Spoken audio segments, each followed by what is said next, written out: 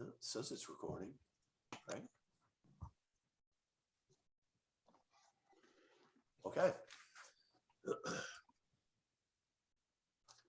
It being the evening of Wednesday, October 13th at 7 o'clock and a quorum being present, I'll call the meeting of the Bellingham Conservation Commission to order pursuant to Governor Baker's signing of Senate Bill 2475, an act related to extending certain COVID-19 measures adopted during the state of emergency. The Bellingham Conservation Commission will meet utilizing the Zoom online option. Instructions and invitations are available at the town website at bellinghamma.org. Moving forward in the meeting, the chair instructs the meeting administrator to withhold access to speak at the meeting until or unless such persons requesting to speak are visible on screen and respectfully request such access. Our vice chairman, being personally known to me, who has difficulty with his computer, is on phone, and we'll recognize that. Okay, we'll proceed with the first hearing. Bellingham Conservation Commission will hold continuations of public hearings in accordance with the Mass Wetlands Protection Act, General Law, Chapter 131, Section 40, and the Bellingham Wetlands Protection Bylaw, and the notice of intent for the proposal to construct a parking lot, site grading, and stormwater management system within the 100-foot buffer zone to border vegetated wetlands associated with the construction of 110 townhouse dwellings and 36 buildings for the proposed residential subdivision entitled Bungay Brook Estates, located at Assessor's Map 93, Parcel 2230, Locust Street, Bellingham. James Almonte, Land Design Collaborative, Westboro, Mass. has submitted the file on behalf of Stephen Vinicasa, Elite Home Builders, Westboro, Mass. The continuations will be held on the evening of Wednesday, October 13th at 7. Okay. James is here. I think Yep. There he is. Okay. All right, James. Hello.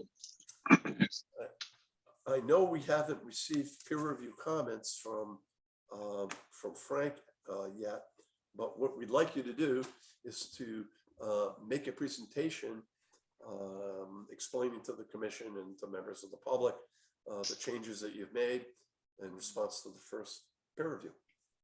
Sure. Thank you for having us. Again, my name's James Almonte, registered landscape architect from Land Design Collaborative, principal in the firm as well. Can everyone hear me okay? We can. Yes. Okay, great. I also have Mike Scott, who's a professional engineer on the call as well, again, a principal with the firm. So as you noted, we have resubmitted revised plans to the commission and to the planning board. I believe it was like October 1st with a number of changes. I'd like to start with stormwater if possible, since that seems to be the majority of the revisions were associated with the stormwater. And I have, like I said, Mike Scott on the call. He's actually on the Spencer Conservation Commission as well tonight. So I guess that's the advantage of being on Zoom. You can be in 2 places at the same time. Unfortunately for him, he's 14th on that agenda. So, but that meeting started at 6. So I know he's got that in the background. So while he's available, if Mike, you want to run through the stormwater changes quickly? Sure. Can everyone hear me okay? We can. Yes. Okay. Mike Scott from Land Design Collaborative. I don't have BSC's letter, but I'm going to go from memory here, and Jim will elaborate, and I'm sure Frank. Mike, I can share the screen if you want to start with the I can put the grading index sheet up if you want to use that. Sure. If I can share my screen, I need to be enabled. Go ahead, try now. Let's check it in. Okay, there we go. Can everyone see that? Yes. Yes. Okay, great. Okay. So the comments, really, I would say there are 4 or 5 main themes. So I'll just touch on all of them. The first was that You have a bylaw and stormwater regulations, and so we reran the storm events using the Cornell rainfall. Those rainfall depths are obviously somewhat greater, or I would even suggest nearly significantly greater for the larger storms. So we ran the entire stormwater model, both existing and proposed, for those rainfall depths. And we also ran the 25-year frozen ground condition, where we ran, it's essentially saturated and frozen, no infiltration. We ran that storm event. So those calculations were all included. And as a result of that, we ended up reconfiguring some of the stormwater basins. Those were done, which are all infiltration basins, with the exception of the existing irrigation pond that's by the clubhouse, which functions as a, I'm going to call it a small stormwater basin in extreme conditions, because there's not significant volume there. There's a shallow pool above the permanent pool that can fill and overflow to the east, away from Locust Street. So at the same time, we were looking at removing any work within the 50-foot buffer. We were looking at, these revised calculations. So what we did was we essentially reshaped and reconfigured the stormwater basins to move the grading away from the 50-foot buffer. And as a result of the 100, we made some of the Cornell rainfall, we made some of the basins a little larger. And we actually reconfigured the basin on the south side of the site. So there had originally been sort of two basins that overflowed in the same place. And effectively, we eliminated the barrier between the two basins and made it one much larger basin. So that's something, Frank, if you haven't already looked at it, you'll see the removal of one basin, but effectively it's really just two basins being combined. So those calculations are all there. And certainly the basins, the end result is nothing was leaving the site in existing conditions, and nothing is still leaving the site in proposed conditions. Under the 25-year storm event with the frozen conditions, then water was leaving the site. There were peak rates and volumes leaving the site in all directions, and water is still leaving the site in all directions, but it's at a lower volume and a lower rate. We also looked at the overflow spillways for that condition, which I would argue is unlikely, if not completely improbable, but we did verify that the overflow spillways would flow at low depth, relatively low velocity, certainly within the capabilities of a reinforced grass spillway to handle, 2 feet per second or less. Other things we added to the plan, the pre-treatment of stormwater prior to discharge to the infiltration in order to meet the requirements of 44% pre-treatment for the zone 2 for the wellhead. And we added some infiltration trenches within the bottom of each of the basins, stone to promote infiltration when there is frozen ground at the surface around the basin perimeter. And we also added a note to the stormwater infiltration basin section to basically investigate and remove any confining layer that's found below the bottom of the basin. You may recall that we ran, I think we did 5-6 borings out here, scattered throughout the site. And in a couple instances, maybe 3 of them, we did find at about 7 to 10 feet below grade, a confining layer. So we had dry sand, then we had a wet layer, then we had dry sand below it.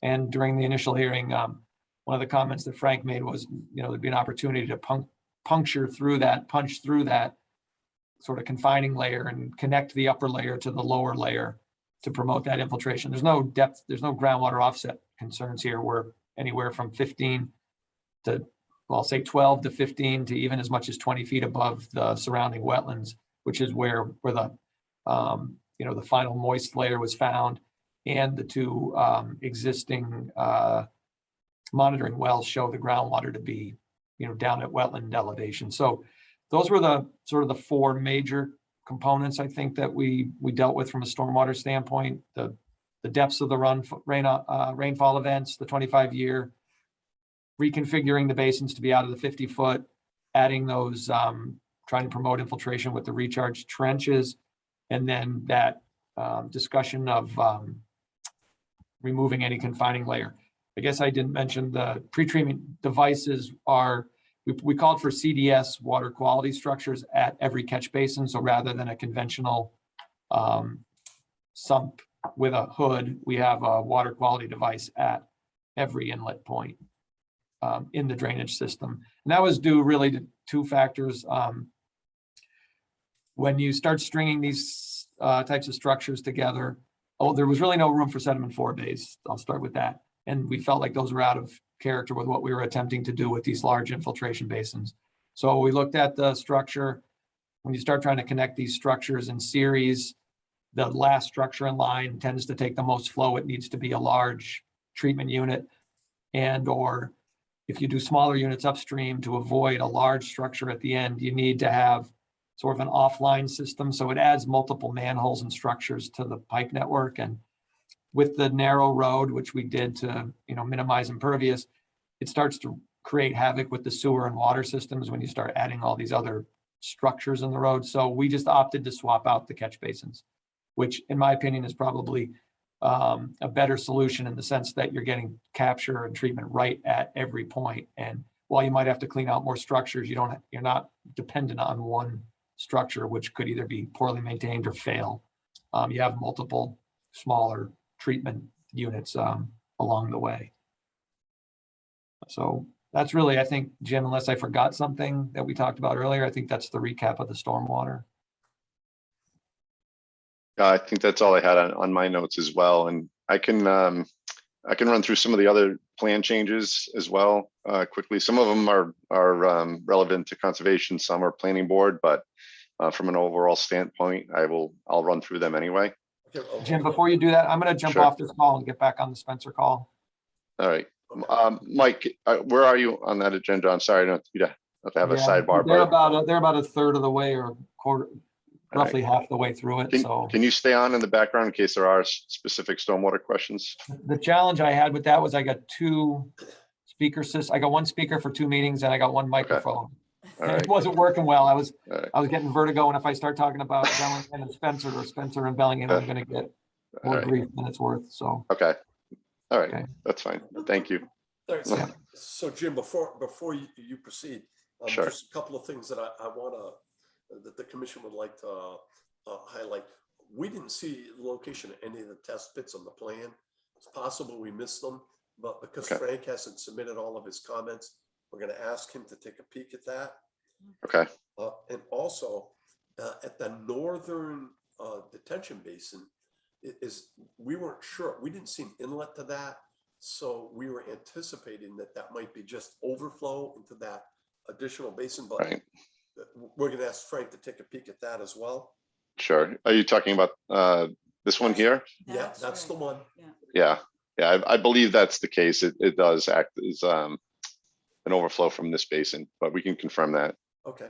And then the other thing that I wanted to just mention to Mike, I'm sure he's aware of the fact that DEP is in the process of revising and promulgating new stormwater management standards, and their rainfall data will be the NOAA 14, which is a little more aggressive than the Cornell method.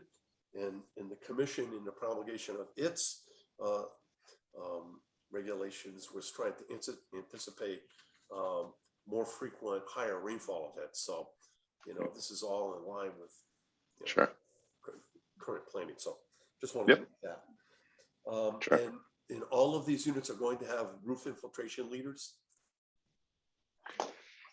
Well, that was one of the comments that we, I think we responded to in the first peer review letter.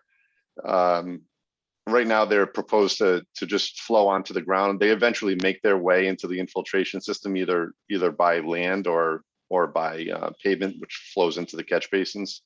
So that is the plan at this point.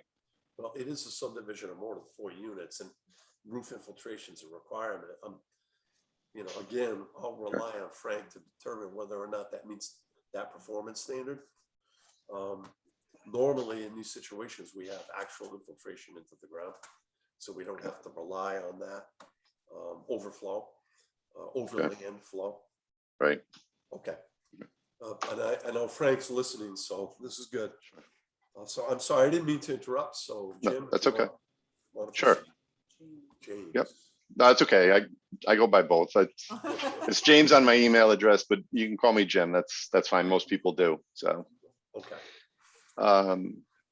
okay. So Mike briefly mentioned it when he was doing his presentation, but one of the comments was that we needed to look at the work within the 50-foot buffer zone.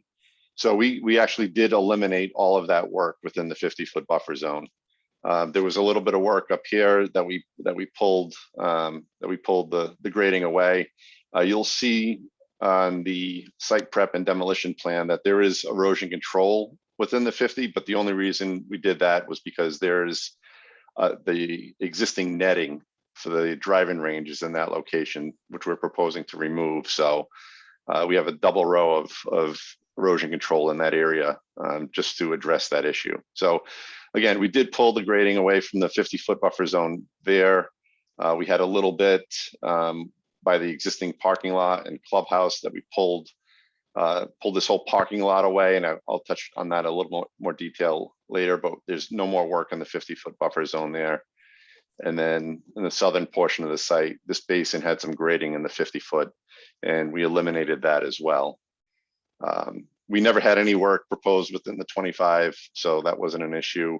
And any of the work between the 50 and the 100 is basically outside the existing tree line, the perimeter tree line of the site. So we're not cutting down one tree along the perimeter. That was, the design intent from the beginning. All the work was internal, so that's still the case. We have, no tree work on that perimeter. Yeah, the 50 to 100 is in the existing footprint of the golf course. Correct. Yep, and that's really just grading. There are no structures within the 100-foot, no new structures within the 100-foot buffer zone, and that's been the case all along. That hasn't changed. And we don't have any work within the riverfront area. I know there was a little confusion on that, and that was our fault. On the NOI forms, we said we had 100% work in the riverfront. We have 0%. That was a typo. So we have no work within the riverfront areas. When we did the sidewalk, we were kind of surprised. Yeah, that was we missed that one. So that's on us. We apologize. So one of the comments from the planning board is they wanted to look at reducing unit density. So we've worked with them, and we have our continued hearing with them tomorrow night. So we did eliminate 2 units located in here. I don't know if you remember the original plans, but these 2 units were 4-unit buildings. Those were the only 4-unit buildings that we had. So we eliminated those and made them 3-unit buildings. So it reduced the density by a couple of units. One of the other comments that I think was brought up at both conservation and planning was the location of this existing parking lot here. And I know one of the abutter to the north also brought it up as a concern. So right now, the existing gravel parking lot is basically right on the property line. We had the parking lot, the proposed paved parking lot, I believe it was like 25 feet from the property line. We pulled that back further now, another 10 feet or so, 8 or 10 feet. So we did create a little bit more room in here, and by doing that, we were able to eliminate any grading work within the 50-foot buffer zone. And you can see on the landscape plans, I can go to those if you'd like us to. Yeah, because I know I saw your planting scheme in that Sure. area, and I think it would, illustrate some of the planting that you've done here. Yep. So if you could proceed to that for, in that area. Yep. Sorry, I know there's a lot of plans in this set. Okay. Okay. There we go. So we proposed the Thuya plicata, which is the giant arborvitae in this area. It's a little less, little more resistant to deer damage, and it's a nice evergreen plant that we propose on buffers. I know there was also some concern about a barrier for the slopes behind this area. So that will also act as a barrier to vehicles if for some reason they go through the parking lot and down the slope. So we have a line of shade trees in front, and then behind that we have the giant arborvitaes in that location. So by pulling this parking lot over, we kind of tightened up this radius to the access drive. So everything shifted. I'm getting that. I don't know what's going on with my PDF here, but so we shifted the radius over and tightened it up, and we were still trying to get through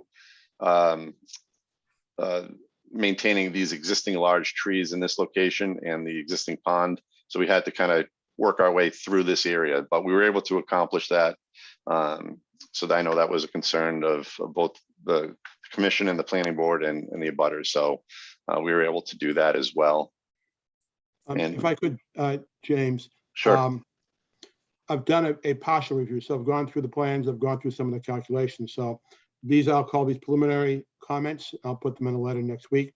But it seems to me that along that edge of the adjacent property there, as you go down to the wetlands, it looks like you're creating a slight berm. It's like a little bit of a 1 foot or so high area of fill along that edge as well.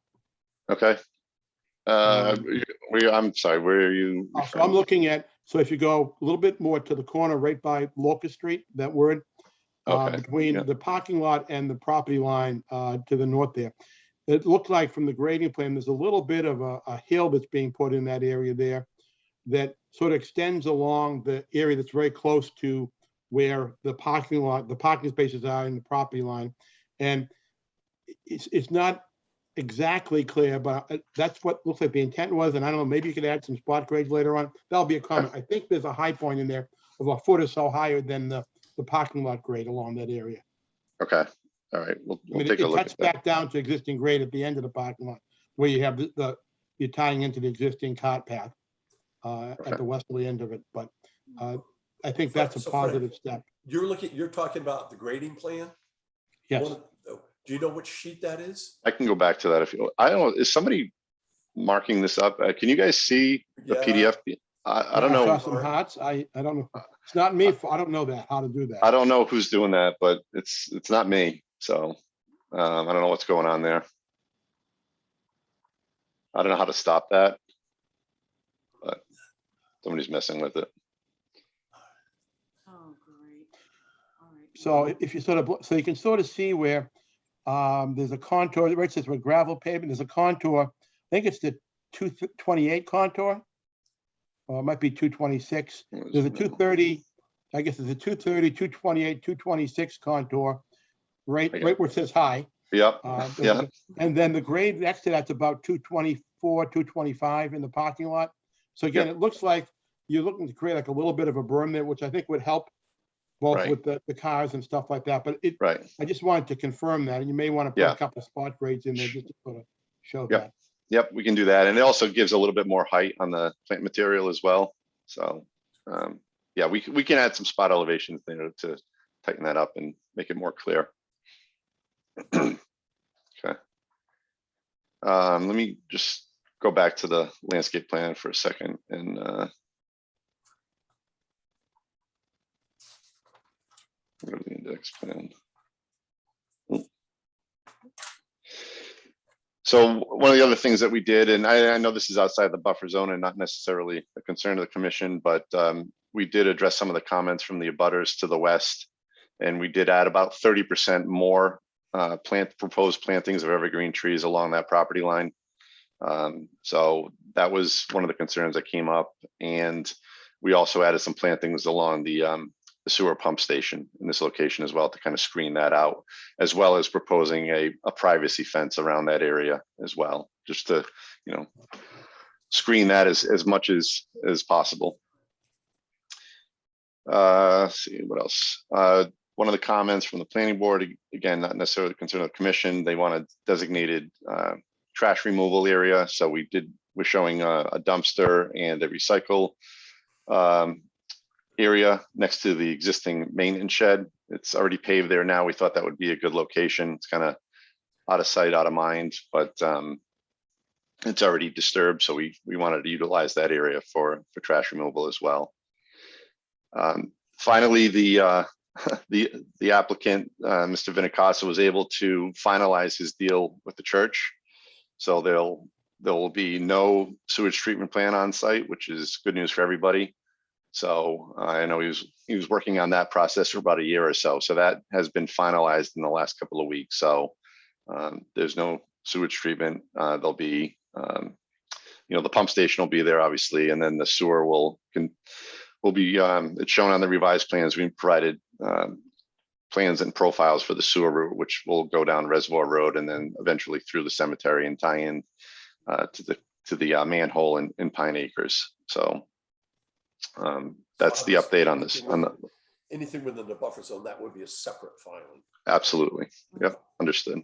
So we removed, one of the other things, we removed the dog park from the plan completely. I know that was located in the southern portion of the site, so that has been removed from the plans. I think we talked about that at the last hearing. We regraded some of the trails, some of the proposed trails that we're tying into to kind of soften the slopes a little bit. And that's shown on the grading plan. And let's see what else.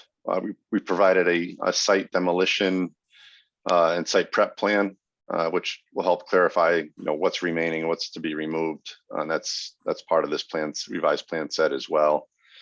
And then one of the other things that we provided, I know we mentioned we have about 80% open space post-development, basically, green space, non-impervious area. So I think one of the peer review comments was, it'd be nice to have a graphic showing how we got to that calculation. So this is basically, I think it's the last sheet in the plan set, and it basically just color codes the different surface treatments. So, proposed buildings, existing pavement, proposed pavement. And you can see here, the green is obviously the remaining open space, which is greater than 80%. So, and other than that, there's just, basically more information added to the plans. There was some questions on some grading, so we added more spot elevations there, more details, things like that. So that's basically the update to the plan set. I'm gonna clear this screen to get rid of these comments, and I'll stop sharing. And if I need to reshare, I'll do that. Fair enough. Okay. Okay. So we've spoken about the commission's concerns moving forward. Does anyone else on the commission have a comment or a question?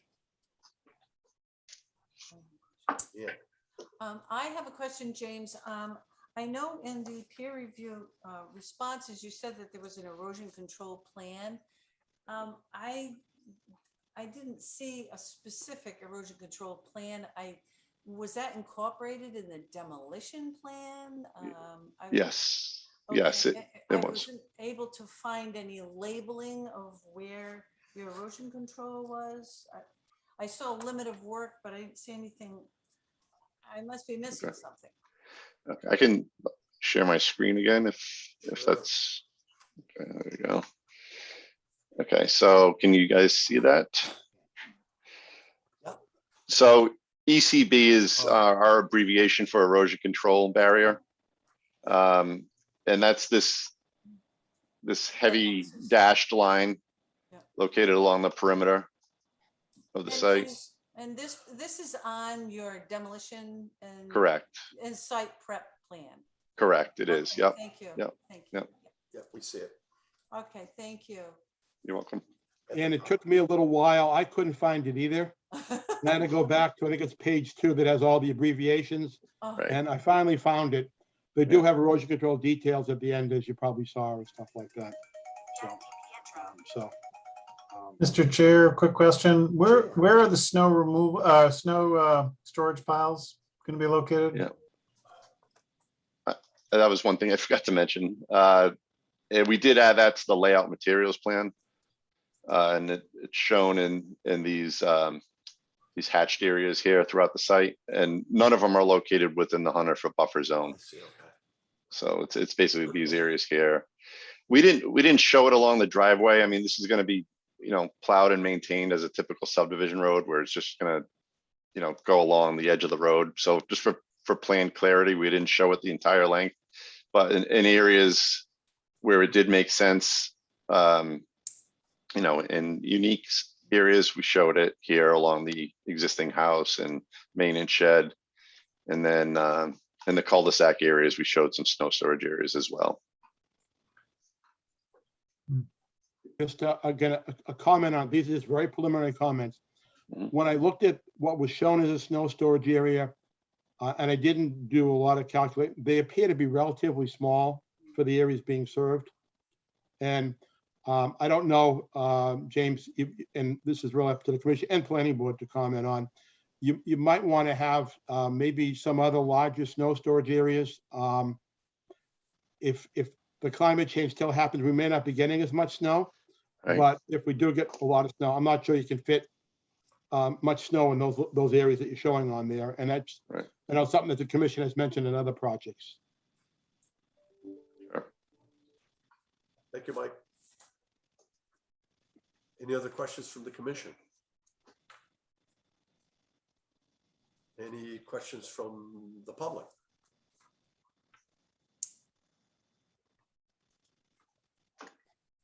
All right. So what we had proposed tentatively was to continue this for 2 weeks. But we'd like to know, you know, Frank, what your time frame is and what the response time frame would be, because the way things have been working for us is we'll continue something for 2 weeks, and then 2 days or a day or the day of the hearing, the administrator will get a phone call or an email saying, we're not ready. And we've allotted that time. So if I can have just a couple minutes, just to go over some of my very preliminary comments, just to bring them up now so people have a little bit of a heads up. Yeah.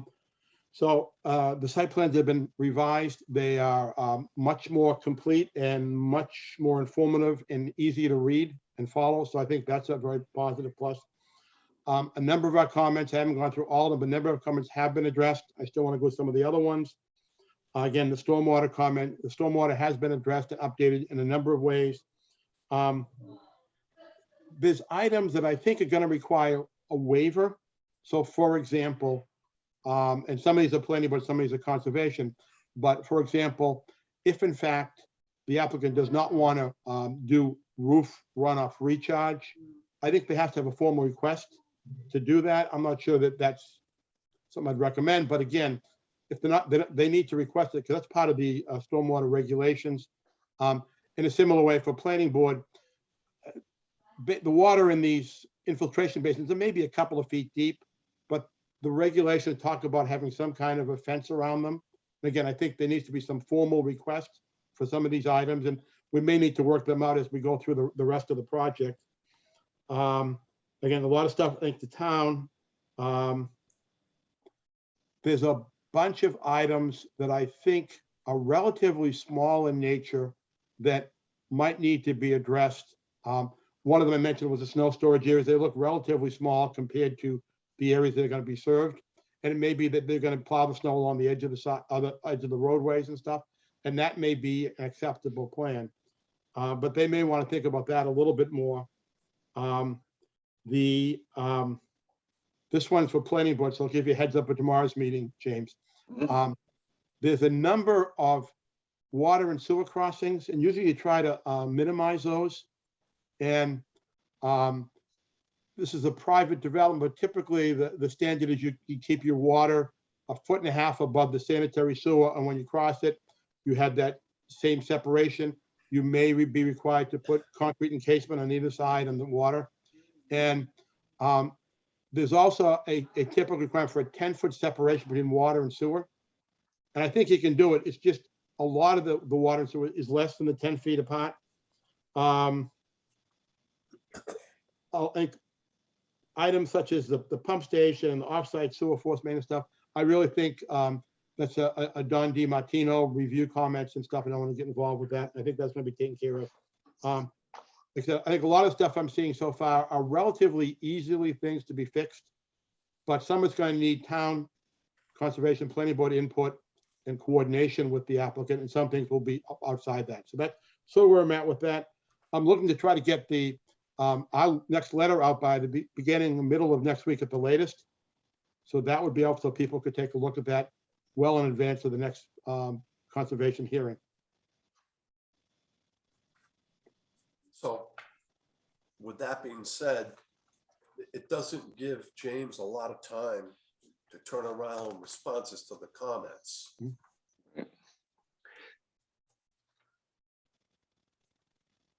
And the commission needs plans, 10 days prior to the hearing, correct? Yeah. Yeah. Okay. Yeah, I mean, I- that way we can Yeah, yep, see them in advance and go. So, sure. so I guess what we'll do is we'll go to November 10th. Okay. That should give everybody adequate time. So- Before we, can I just, Frank brought up a comment on the fences, and I'd just like to get a little bit of a feel from the commission as to what exactly you'd be looking for. I know we talked about this last time, and if we have to request a waiver, we'll certainly do that. But I know there was a provision in that regulation that would allow for alternatives to fencing, whether it be a hedge. And I know that depended on how much water was actually in the basin. And I think there was 2.5 feet, and I think there's only one basin that has 2.5 feet. So we would need a waiver from that particular basin if we provided vegetation, a hedge, or whatever it may be on the others. Is that something the commission would be amenable to if we did something like that? If the commission had its way, there'd be no fences around any basin. Yeah, I mean, I totally agree, especially. Matter of public health and safety. And normally what we do, James, is we defer to the planning board on that, because they determine whether or not, in the interest of public health and safety fencing is required. And the only thing that the commission does require is 6 inches of freeboard, so that in our experience, we've determined that even though DEP doesn't recognize it, the critters utilize stormwater management structures Right. for habitat and for Right. breeding. Right. So And you fences, yeah, work it out with the planning board, and if they say a fence, give us 6 inches of freeboard, we'll be happy. okay. Mr. Chair. Appreciate that. Quick question. The plowing that Jim was talking about doing throughout the driveway of the development, is this going to become a town road eventually? No. No, Okay, so I'm not sure what the regulations are for private roadways, but is this going to have a sidewalk throughout? the proposal right now, and we've been working this through with the planning board, is in lieu of a sidewalk, it would be a bicycle lane instead. And it's kind of shown off to the side of the driveway here. And I know there was some discussions with DPW as well to negotiate providing funds to build the equivalent length of sidewalk that would be provided here somewhere else in town, provide funds to construct that. My And that's- question is related to the snow removal, and you had mentioned plowing along the roads is probably just how you would clear the drive, as you termed it, the driveway throughout between the buildings, residences. I'm thinking if there was a sidewalk and you're plowing the snow up onto the sidewalk, that forces the residents to walk in the street / driveway, even if it's a private road and whatever. That's not a great safety thing, and therefore you might have to remove the snow. Therefore, the snow piles would either be much bigger in those areas you designated, or you just would have to constantly be removing snow. But if they're not going to be sidewalks, then it becomes a less moot point, more of a moot point. Right, and that's kind of how we feel as well. I mean, one of the benefits of having a bike lane instead of the sidewalk was that it gets plowed in the winter, and it allows a location for people to walk, as opposed to a sidewalk that usually never gets plowed. So we feel that's one of the benefits to the bike lane. But again, we're trying to work that through with the planning board. Mhm.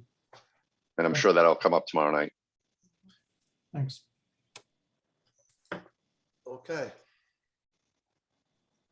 I will entertain a motion to continue this hearing to the evening of November 10th at 7.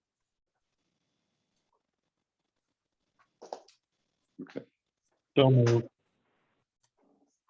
Second. Okay.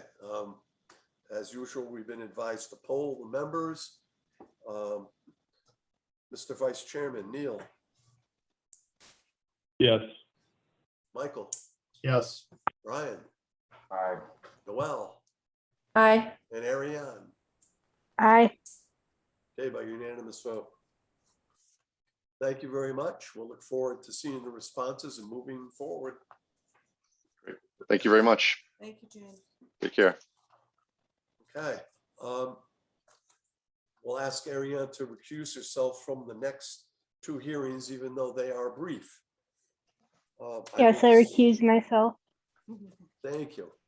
I will dispense with the reading of the advertisement since it is lengthy and we have a busy agenda. So I will open the hearing for 6 North Main Street and Mill Street and Common Street for the construction of a new access road, improvements to existing roadways, construction of stormwater management facilities, utility improvements, including a pump station. Okay. Per agreement and policy, the order of conditions for this project has been developed. It's been distributed. It's been vetted by town council. Are there any further questions or comments? That being the case, I will entertain a motion to close this hearing and sign and issue the prepared order of conditions.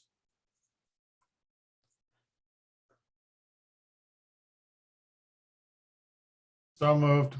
Michael, Second. Neil. Okay. Any further discussion? Then once again, I will poll the members. Noel, Aye. Brian, Aye. Michael, Aye. and Neil. Aye. Okay, by unanimous vote. If I could, Mr. Chairman, Mark Allen Engineering and Associates representing Locust Building Corporation, Snowflake. Could I request that be sent electronically to us as the development team?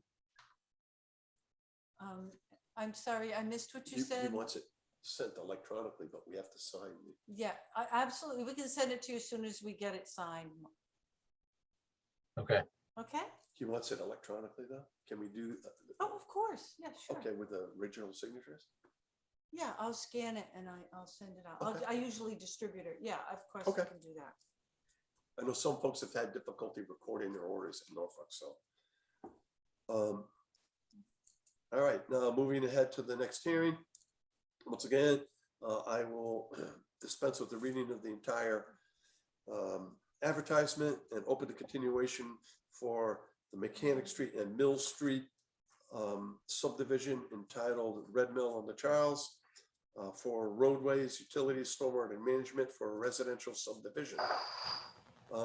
Once again, by agreement and policy and protocol, the commission has developed and distributed a draft order of conditions. It's been vetted by town council.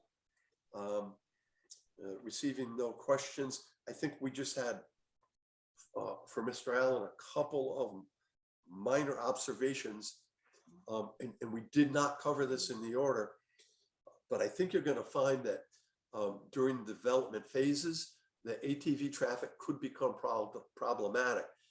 I know that at the Lincoln Properties warehouse, they actually had ATVs and dirt bikes riding inside their buildings once the buildings were up. And we have kind of addressed trying to curtail that activity. But one of the things we noticed on our site walk, and we failed to mention, was that they've actually built a bridge across the Charles River. Wow, Yeah, that's and impressive. it is getting use. It is not in good shape, but it is a means of crossing the river to access the site. The bridge is essentially piles of pallets, and when they rot, they throw more pallets on them, but it's getting Wow. used. And we were going to request that, you know, during the development process, if you could short circuit that source of access by removing the bridge, we would appreciate that. Yeah, and if you could just point out kind of where that may be. I haven't seen it yet, so I'd be curious to see where Okay. that may be. We would be very happy. Actually, if you know where the outfall for Basin 2 is, Yep. Little access road. If you follow that access road down to the railroad tracks. Yep. So railroad tracks, you can't miss it. So it's beyond the railroad tracks? It is just the other side of the railroad tracks. Okay, so I mean, that might be a little bit of a detriment as that's not our property. It's hard, yeah, it's hard to say we can do that. I just want to Okay. preface that. It might It be won't town property because it might be associated with the well and with the conservation land off of High Street. We'll investigate that for you. Yeah. Thank you. That would be really great if you could do that. And the other thing we just wanted to highlight, and I know we brought it up at our last meeting, and we did put it in the order, was the construction of all of the mitigation, enhancement, and replication areas as part of the first phase. So for the mitigation of phase one, the phase Well, one replication area. So in other words, if the replication areas are in phase two, you want the phase two replication done as part of phase one? yes, we'd like to have all of that done because we know it's going to be a longer build out. And what our goal here is to have the monitoring all done, the bond returned prior to the project being completed. Then we don't have to worry about it anymore. Yeah, so I just question the fact if we're allowed to go into phase two to do the construction of those replication areas as part of phase one. So I don't know if the planning board has endorsed that work to be done. As it's actually not construction activity, we can get a clarification, but I don't think that the planning board will have any problem with that at all. We can check with Jim on that too. Okay, so at this point, then I will entertain a motion to close this hearing and issue and sign the prepared order of conditions. So moved. Well,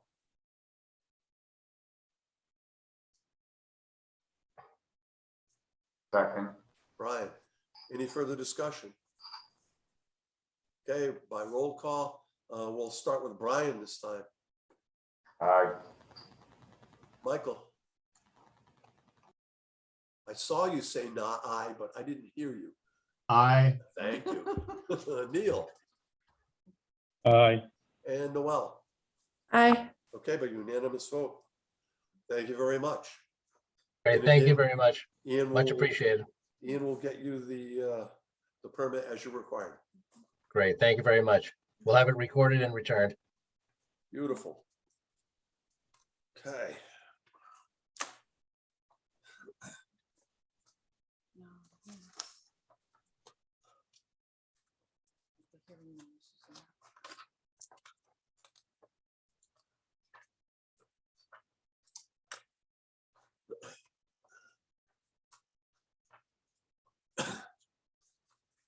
Bellingham Conservation Commission will hold continuations of public hearings in accordance with the Wetlands Protection Act, General Law, Chapter 131, Section 40. Getting all choked up. And the Bellingham Wetlands Protection Bylaw on the notice of intent for the proposed expansion of existing pavement and installation of a retaining wall to make South Main Street wider, the installation of a 5-foot sidewalk, and no, this is the wrong one. Okay, this is the South Main Street later in the. Oh, Later. that's because this one is the continuation request. Oh. Aren't we doing, This is the one we're doing, South Main Street and Center Street. okay, wrong South, my fault, wrong South Main Street. Yeah, we Okay, have- so we have a request for continuation for the traffic light and roadway improvements at Center Street and South Main Street. Members of the commission were on site Mhm. Saturday, and it was a week ago Saturday, And we questioned the applicant if they would be ready, and we were assured, yes, they would definitely be ready. And as sometimes happens, they were not ready. So at the applicant's request, we're going to continue the hearing to the evening of October 27th at 8:05. Mr. Chairman, we may want to reconsider that. We may want to go to 7:35.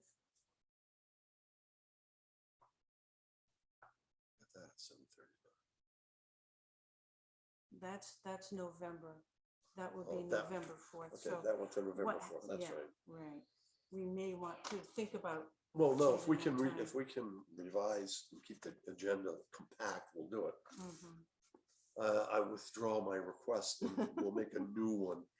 I'll entertain a motion to continue the hearing for South Main Street and Center Street to the evening of October 27th at 7:35.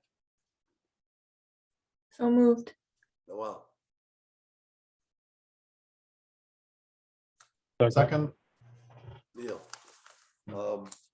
Okay, roll call vote. Neil, Aye. Brian, Noel, Aye.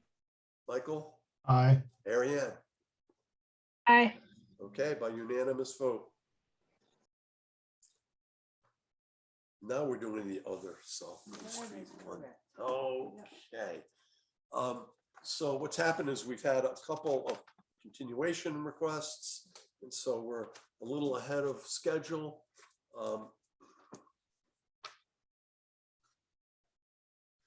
Is John Morgan is here? I see he's here. Okay.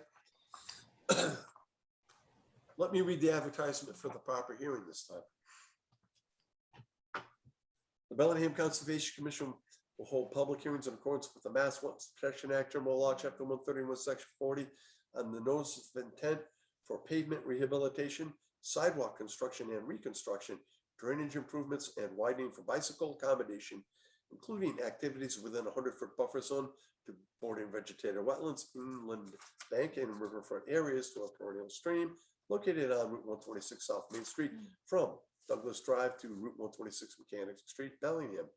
John Morgan, CHA Consulting, Norwell, Mass. has submitted the filing on behalf of Don B. Martino, Bellingham Department of Public Works, 26 Blackstone Street, Bellingham. The continuation will be held via the online Zoom option on Wednesday, October 13th at 8 o'clock.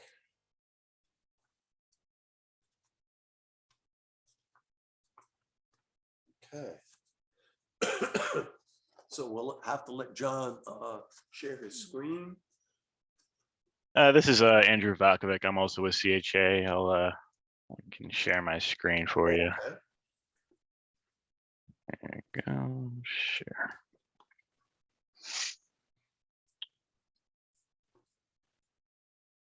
All right. I guess at the last hearing, we presented some additional some revisions to the stormwater design that included adding 2 hydrodynamic separators, one at the southern outlet here and one at the outlet to a existing stream / culvert near old Wegner's farm property. And we also added a plunge pool that was requested by the commission at the southern outlet to provide some energy dissipation at that outlet. So I know at the last hearing, the commission requested some additional time to take a look at this. So I'd be happy to answer any questions. Oh, actually, share, which screen am I sharing here? You see it now? Yeah, it's good on Celtics. Yay. There it is. Can you see the plans now? No, I think the first time you had it Oh, up. the was first good. time I had it. Okay. Doing this from my home office today. Apologies. Okay. It's good. There we go. Right. So we did take a look. we had an opportunity to review, because I think we got the plans the day of or the day before our meeting the last time. One of the things I want to highlight for the commission, and we weren't aware of this, that you're going to do your infiltration basin is really going to be a low impact development kind of rain garden situation. That's something that caught us by surprise, but I think it's a good idea, but I'd like the commission to see, this is the only plan that we had ever seen. Correct. And we figured, okay, this is a standard, pre-treatment infiltration structure. But we were really surprised when we opened up the plants and we said, holy mackerel, look at this, there's a planting scheme for this basin. So if you could advance to that, and want to make sure the commission is, there you go. Yeah, so we have it's been proposed as a bioretention basin, and as part of the Mass Stormwater Handbook standards, they have a certain amount of minimum plantings that are required as a part of that. So we've designed a planting scheme consistent with that, and also as requested by the school, some additional plantings to kind of shield the less aesthetically pleasing sediment forebay that is proposed prior to the bioretention basin. So I guess could zoom in on the types of plants you want, or Yeah, that's a good idea. What is the center pathway kind of looking? Is that just a stone bedded like area for the water to flow before it gets absorbed, or? Channel yeah, it's infiltration. a pilot channel just to kind of direct the primary flow without causing major erosion. What's the dimensions of that and how is it lined? Is it stones throughout, or? It's number 3 washed river stone. It's I Oh, believe not number 4, huh? Can't spend the big money. Just kidding. Number 3 washed river stone. It's let's see, I believe 24 inches wide, 6 inches deep, and That's all. Yep. And it's taking the water from how far up Main Street? It receives flow from the high point of the road to the north, which is near Potter Drive. It's up near the water standpipe. Yeah, right. That's what I Yep. kind of thought. So it's getting quite a bit of water. And I see the sidewalk on the south side or the bottom side of the retention area. It says private walkway. The building is right beyond that, I believe. So on over here. Yeah, no, you got it down Okay, around okay. there. Okay, the school building is right there. Only I said, okay. And you got a split rail fence. Okay. Just a quick question. I know that this isn't really quite our jurisdiction, but as that amount of water has never really been asked to be infiltrated into that area before, and while you have a lot of plants which help absorb it, my thought was, has anybody checked the soils to know how well it's going to go straight down? Because if it goes sideways at all, and we get any softening effect, not washout, because I don't think that's an issue. It's right next to the foundation of the school. I mean, you're within feet of the sidewalk, basically. It looks like for the edging of for the overall water goes into the ground and it starts spreading sideways. It doesn't go straight down, right? Somebody's done that calculation and then examined that soil right up next to the building and stuff, right? There's not going to have a. Yeah, that's correct. And I mean, realistically, the bottom of, while we're grading pretty close to the existing walkway there, the bottom of the basin is going to be, I don't have an exact dimension here, roughly 20, 30 feet away from the actual foundation of the building. So. And are the soils such in that whole area, because you're not removing and putting all new soil, then you're digging down somewhat, but you're going to use the existing soil that's there. Is it sandy? Is it going to go straight down, or is it going to be something where it's got enough clay and whatever in it that becomes an issue? Potentially just soften. I don't know if that's such a term, but softening the area enough. Right. So we did do test pits in the area to confirm the soil types. So we have kind of silty sand out there, some gravel. And we are lining the bottom of the basin with 24 inches of let me pull up my plan here. PVC, perforated PVC. Details. Here we go. Of a bioretention filter. So that's going to kind of keep the intention of this basin is not to infiltrate into the ground. Yes, you will get some infiltration and some pickup from the plants, but this filter is going to help prevent that from filtering all the way into the ground and causing that issue that you're speaking of. So I think we are covered on in terms of the impacts to the school foundation for sure. So So I have a question related to that. Sorry, Mike. Have you evaluated like vapor intrusion from maybe gasoline getting in there, from cars driving by, and could that affect the school negatively in any way with it infiltrating so closely to the foundation? We have not evaluated that. It's something we could certainly take a look at. It's not really our jurisdiction, but I don't want to create another problem when we're trying to fix one, you know. So I have a quick question related to that too. Well, not exactly related, but it is the function of this basin, if it's not infiltration, it's more of a detention and then outflow. The left side, as you're looking at the plan right now, where Yep. the culvert pathway goes out, that's pitched and graded and so forth to tie into what is a pipe at Piers, is that right? Yep. So then it's going to carry what reaches that point down to the, how high up is that point in the bottom, from the bottom of the basin? In other words, how much water would fill in the bottom of the basin in frozen conditions, for example, before it hits that outlet?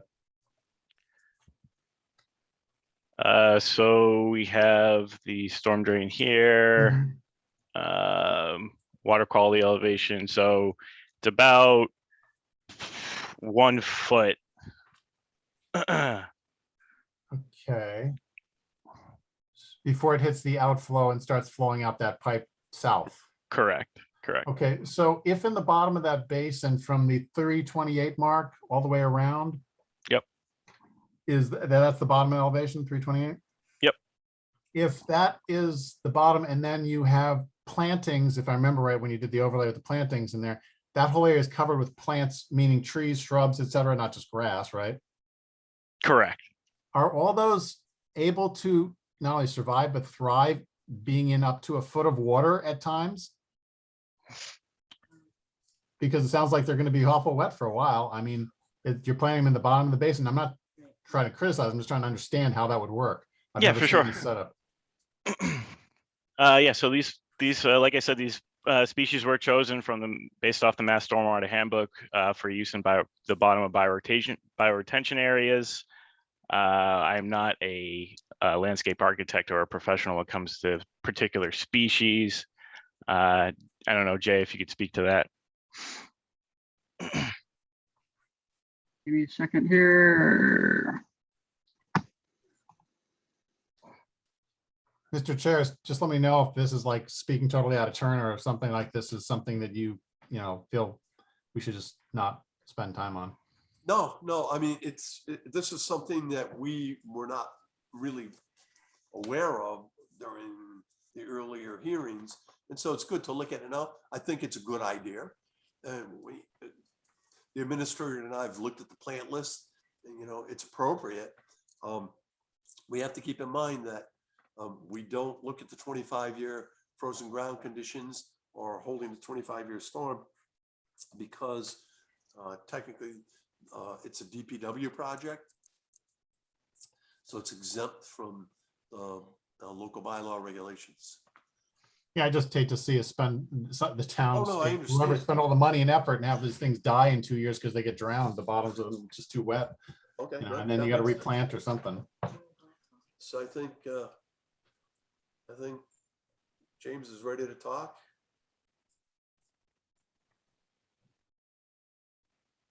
Jay, you're muted.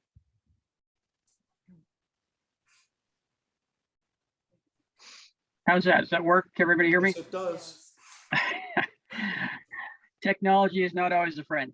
All right, operator error there. So a lot of these species, they want to have species being FAC and wetter, which is going to be FAC wet obligate. So the seed mix is certainly going to have a number of those, and a lot of these species as well should be able to handle the wetter conditions. Obviously, this is going to be periods where it's a little bit wetter in the spring and maybe the fall, and then summer is going to dry out a little bit as well. If you want, I can send you a list or provide the actual wetland indicators for each of these species. As Drew said, our landscape designers actually took these off the Mass DOT list. So with that in mind.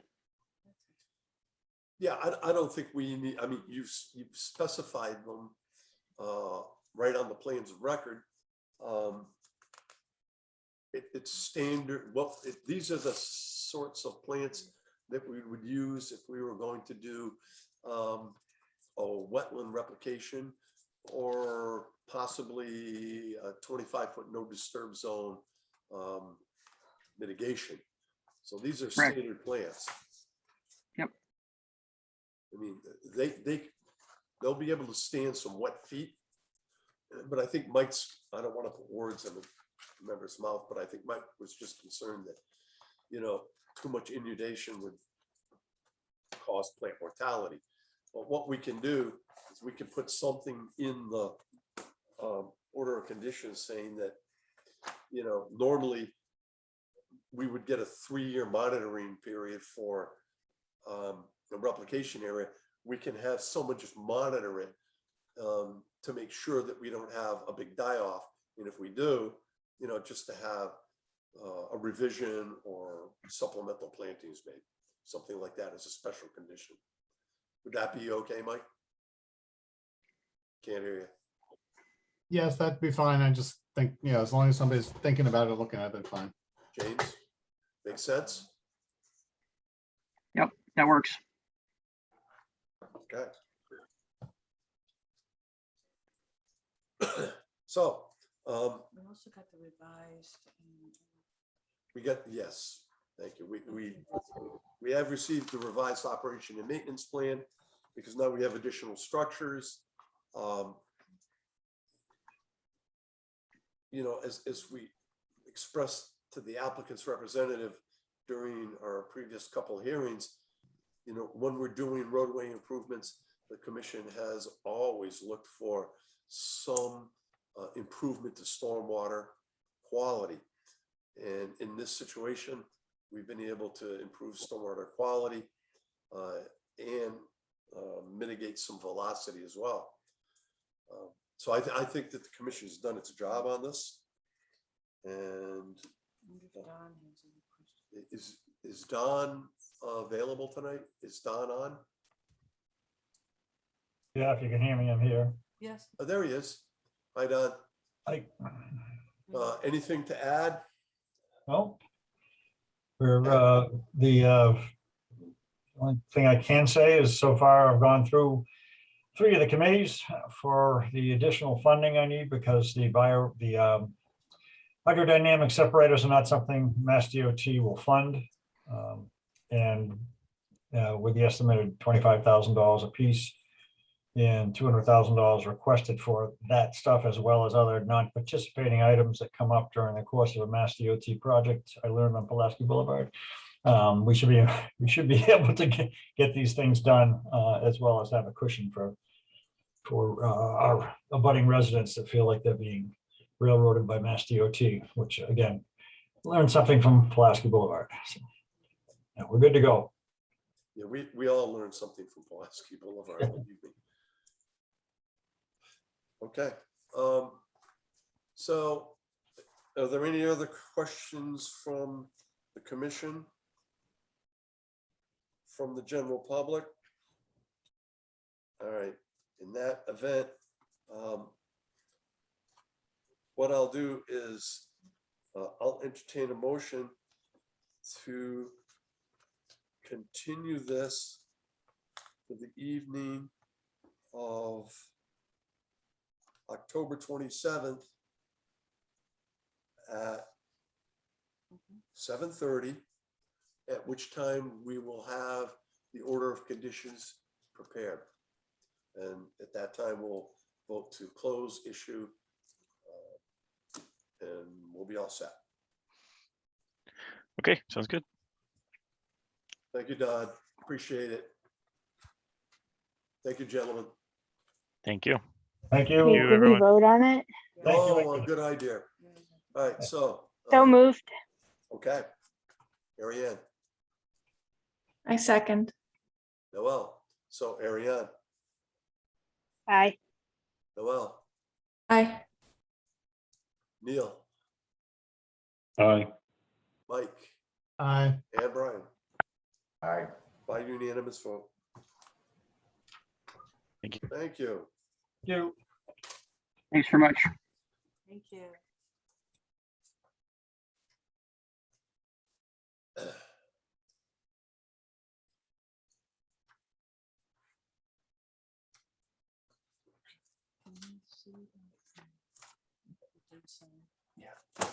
Okay, before we get to the next hearing, we have an enormous amount of documents to sign.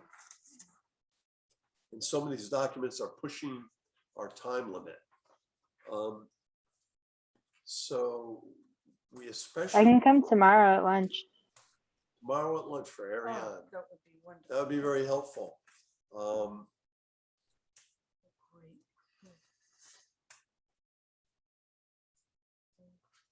If, you know, I can do Saturday morning at like 8:30.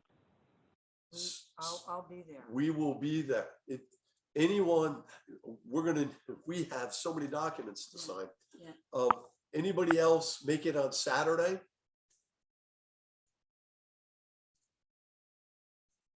If I can't do Saturday, I can do any afternoons like 5 this week or Monday. Okay, well, Okay, we'll I can advise do some. tomorrow. I'll come down tomorrow sometime mid-morning. Is that good with you, Ann? yeah, that's fine. Awesome. Okay. Well, that gives us, and Brian, any chance that we could see you maybe on Saturday? Yeah, probably before, if I'm around the area, I'll give Ian a call, and That'd be Beautiful. awesome. otherwise, I'm still good for Saturday. Okay, Okay, By chance, I can't make it, Thursday or Friday. awesome. thank you for your efforts. We Fred. really appreciate it because boy, it'll take a few minutes to sign all this stuff. Frank, you available for signatures? I could certainly try to forge something. My wife has been very good forging my signature on checks, so. So Ariane, No, I was just gonna ask Ariane, she said tomorrow at lunch. What time are you talking, Ariane? Noon or earlier or later? Most people take lunch at 11:45, so I come at like 11:50. Yes. Does that work? That's fine. I'll be there. awesome. And Saturday, I will be there for Neil. Do we have any sidewalks Saturday? Not this time. No. Why, were you going to be available this Saturday? Maybe. I have a Darn. procedure that I have to prep for that takes like a week. Okay, well, we have nothing up for this weekend except for the signatures. And so you will be clear. Okay. Thanks for asking. All right.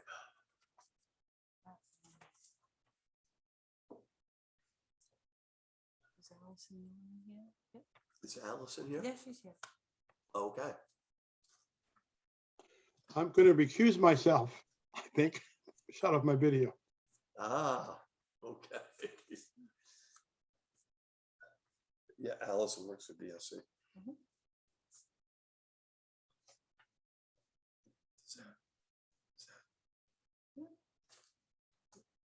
Even though they're exempt from it, we still put it in there. Okay. Want to thank Allison for participating in the hearing a little ahead of schedule. It keeps us from meeting to 10:30. The Bellingham Conservation Commission will hold a public meeting in accordance with Wetlands Protection Act, Law, Chapter 131, Section 40, and the Bellingham Wetlands Protection Bylaw on the request for determination of applicability for the proposal involving mowing and vegetative management in the 100-foot buffer zone to bordering vegetated wetlands in order to perform structure replacement activities located in Assessor's Map 32-7 and 32-8 in the existing New England Power right-of-way at 0 and 186 Maple Street, Bellingham. Paul Martin, BSC Group, Walter Street, Worcester, has submitted the filing on behalf of New England Power Company, 40 Sylvan Road, Waltham, Mass. The meeting will be held online via the Zoom option on Wednesday, October 13th at 8:30.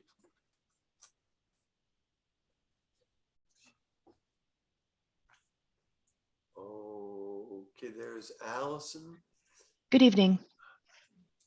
Hi. Good evening, members of the Bellingham Conservation Commission. My name's Allison Millman. I'm from BSC Group, and I'm here on behalf of New England Power. May I please share my screen, Chairman? Absolutely.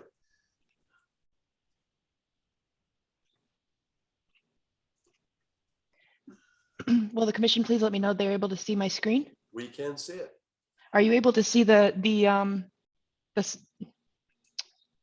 site plan?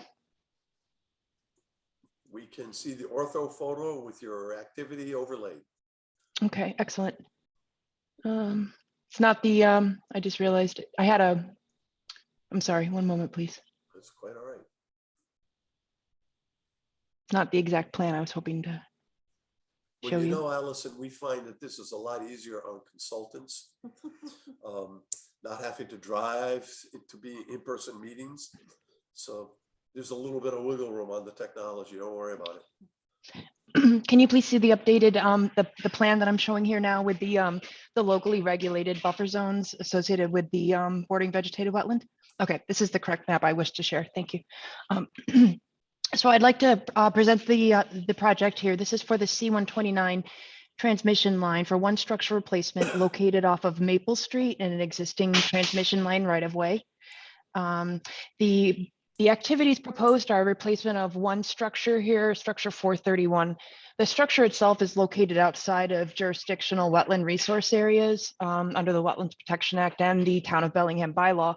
And the activities themselves are also exempt under the Wetlands Protection Act. But the Bellingham Wetlands Protection bylaw does not acknowledge the minor buffer zone or utility exemptions associated with the work. Therefore, I'm before you today with this request for determination of applicability under your local bylaw only. The activities that are associated with your review within jurisdiction are associated with this work area, which will be temporarily impacted by mowing activities. The mowing is required in order to allow for the equipment to access onto the right-of-way and complete the structure replacement. Upland access from an existing gate located off of Maple Street will be used for the vehicles to access onto the right-of-way and complete the work. So the only activity that I'm requesting here tonight from the commission is the mowing activities within a 100-foot buffer zone. As you can see, we aren't proposing any mowing or any temporary impacts to the 25-foot no alteration zone. So therefore, we aren't encroaching upon your locally regulated 25-foot zone here. So it's pretty simple. So the request is basically mowing within a 100-foot buffer zone to complete a structure replacement activity for utility maintenance. Are there any questions from the commission I can answer, please? Really straightforward. Didn't they just go through there and replace a whole bunch of structures? So they had initially done some overhead work and replacement work on the C-129 line, also on the 315 and 327 line, which you're familiar with because I presented to your commission a few years ago on that project. This structure was not originally included in that scope that was permitted. And so therefore we're coming before you now. It was identified during those activities that it was damaged and need to be replaced. Okay. So, Quick question, Mr. Chair. Yeah. Is the activities for the mowing scheduled to happen soon, or is this something that could be deferred, excuse me, till perhaps some of the wildlife in the area is done? I don't say living there because they live there all the time, but being more active and maybe they won't have as much an impact because it's a pretty good sized area. Yes, sir. The current proposed schedule includes work happening over the winter months, December, January, and February of this year.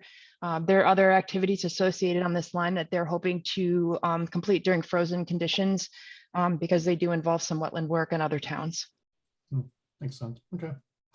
That'd be the time I hope they would be done. So great. all right. Any other questions? I have a question. Is the square or square-ish shape the actual extent of the work, or is it kind of approximate?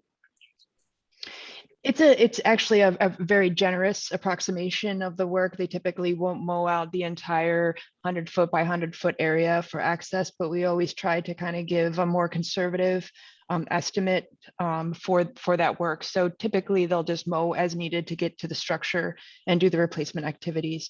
The reason it's not a complete square on the east side is because of the constraints with the easement, the right-of-way easement. They do not have rights to encroach upon abutting properties.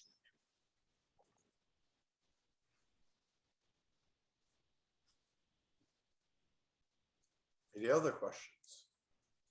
Comments? All right, that being the case, I'll entertain a motion to close the meeting and issue a negative determination for the work proposed. So moved. Michael, Second. Brian, okay, by roll call. Michael, Aye. Brian, Aye. Ariane, Aye. Noel, Aye. Neil. Aye. Okay, by unanimous vote. Allison, this is one of the documents that will be up for signature this weekend. Excellent. I'll let you, does the administrator know? Yes, Okay, it's going to be sent to Paul. Great. Thank you all so much for your time. Have a great evening. Thank you. you Thank too. you, Al. Take care. Appreciate Thank it. you. Thank you. Nice background, Mike. Thanks. That's what would you do for a Klondike bar? Let me tell you, I mean, pretty much do anything. Okay. So I'm going to make a statement here regarding what we had originally proposed for a hearing for 148 Depot Street. We're in receipt of a request from Bowler Engineering. It says, please allow this email to serve as our formal request to withdraw the notice of intent application without prejudice. To that end, since the project has not been issued for peer review and no costs accrued, we'd also like to formally request that the local application fees would be waived in return. We do not have a hearing to conduct. And I don't know if there are some folks here who've been participating in this process with the planning board. If anyone has a question to ask, I'll allow it, even though there's no hearing, so that we can discuss the procedure or whatever question you may have to shed light on it. Does anyone from the public have anything to ask? I'm not from the public, but I have a question. All right. I also have a question, Rich Keniston. Hold on, Rich, hold on. We'll let the members speak first. Oh, Michael? I didn't realize, sorry. Oh, no, it's okay.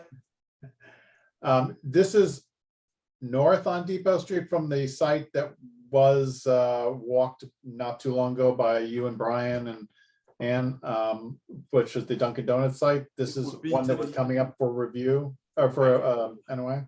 It would be between, it would be east of Box Pond Road, south of the Dunkin' Donuts warehouse. It would be between the Dunkin' Donuts and the Best Buy warehouse. Oh, okay. All right. We've withdrawn the application. Okay, Rich. Hi, thank you for taking my call. I have a question as to if the commission knows about the work that was done out in the woods behind Best Buy, as far as what they said at the planning meeting was a water table survey or something of that nature, and that they took an excavator through the woods behind Best Buy and knocked over a bunch of trees and ran over what I have pictures of an endangered plant life of lady slippers. Is anybody aware of that they did that? It sounds like they were doing test pits to determine soil suitability or groundwater. Now, normally, those kinds of applications or activities are permitted as part of the informational gathering process. But whatever they were looking for, they didn't find it because apparently they've withdrawn. And just so you understand, we hear this a lot. Lady slippers really aren't endangered. The thing about lady slippers is that they have a symbiotic relationship with the soils that they live in. And so they are unusual because they have to have very exacting soil conditions. But as far as the commission knows, there were no activities within jurisdictional areas, and it's part of a pre-development informational gathering process. That's the only thing I know. So if somebody, like, I guess, like, owns the land and they're going to be doing these test sites, which I've discovered there's probably at least 4 or 5 when they drove this excavator approximately probably 200 or 300 yards through the woods, knocking down live trees. Was that known to the commission? No. I'd be more than willing to take, anybody on the commission for a walk through the woods, which I walk through almost on a daily basis, just to see the recklessness of the investigation of the water tables. I just don't understand how they couldn't have done it with maybe a smaller, way of doing it, whether it be, by hand or by small machinery. But they took a very large excavator and went through the woods, knocking down live trees as well as other foliage throughout the 300 yards that they had to drive. And I'd be more than willing to take anybody on the commission for a walk through the woods to see, I don't know, it's awfully close to a lot of wetlands, that's for sure. Why don't you let me check into it? We're gonna have our administrator look into that, find out what kind of exploration took place. But typically, people do some evaluations prior to development. And the good news here, I guess, for folks is that there is going to be no development currently at that location. So no, that's great news, Cliff. But I guess my question also is that when we were at the planning board meeting earlier this month, they weren't aware of the work being done out there. And then when they questioned the engineers in question, they said that it was for water table, but I heard that they had just pulled the permit through the Conservation Commission the day before, and this work had been done. This has been going on for approximately a month and a half, at least, out in the woods. And I was just curious as to whether they pulled their permits prior to you guys knowing that, and they did the work prior to that. No permits were pulled for us for that. No, because even the planning board commission was like, they didn't even know anything about the destruction out in the woods here. I'll reach out to Bo tomorrow. Yeah, we'll have our administrator, Ann will reach out to the owner's representative to find out what kind of activity happened, and we'll see. Yeah, I apologize for dumping more work on your already busy plate. Again, if anybody, like anybody on the commission, just wants to go out and for a quick half hour, walk. Yeah, a walk through the woods is so much better than talking to somebody on the phone. Trust me. No, that's our favorite part of the job.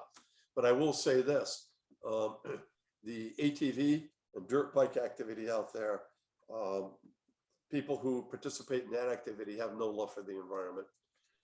Oh, for sure. That's going to happen no matter what. I have no control over that, but me and my family love to walk through the woods, and we love nature out there, and we love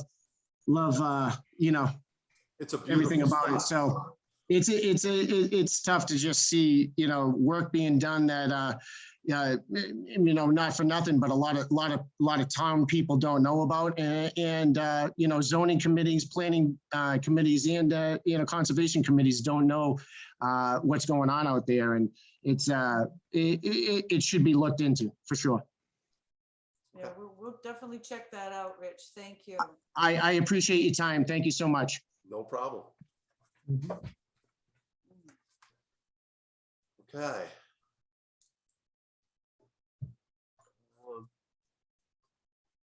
Any other questions? I'd like to move on with the agenda.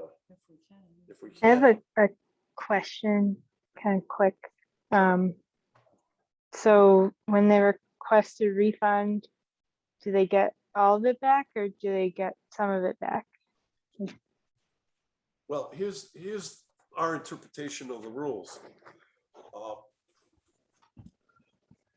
They filed an application, but the hearing was never held.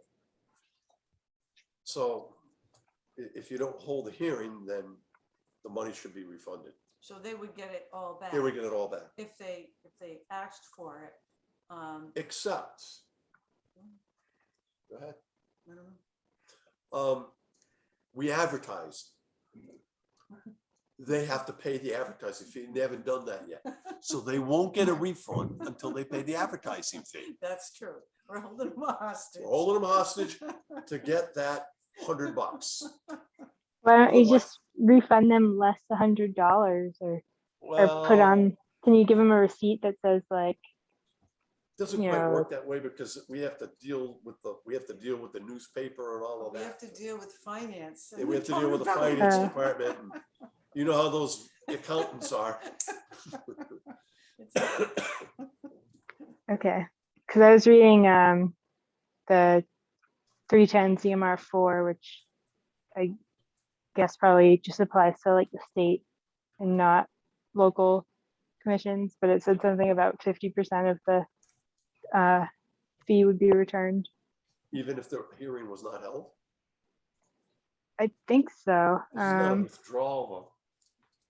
Withdrawal of application. If the applicant withdraws permit application before the period for technical review has begun, the department shall retain 50% of the permit application fee and shall refund the balance to the applicant.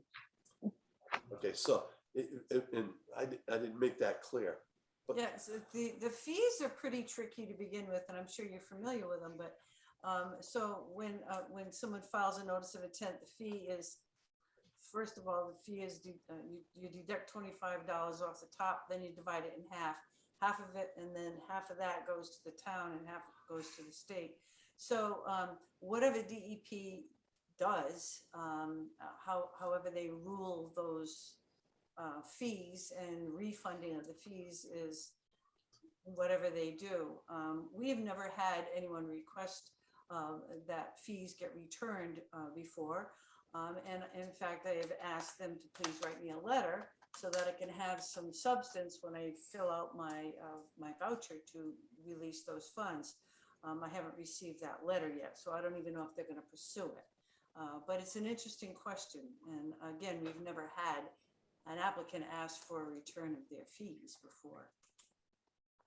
Okay. Yeah, there's no specific section in our regs that addresses that. You guys can get away. He's on me right now. Sorry. Tony's playing video games. What happened? My husband's playing video games in the background. Oh. Did he win? Did he win? No, he's losing. He's upset. Okay. All right, sorry. All right. So again, thank goodness we're a little ahead of schedule here. Do we have our applicant? Do we have someone from Allen Karen- Engineering? is Is Karen? Karen here? Oh, no. No. Oh, all right. Well, yeah, she wasn't scheduled to be on until 9:20.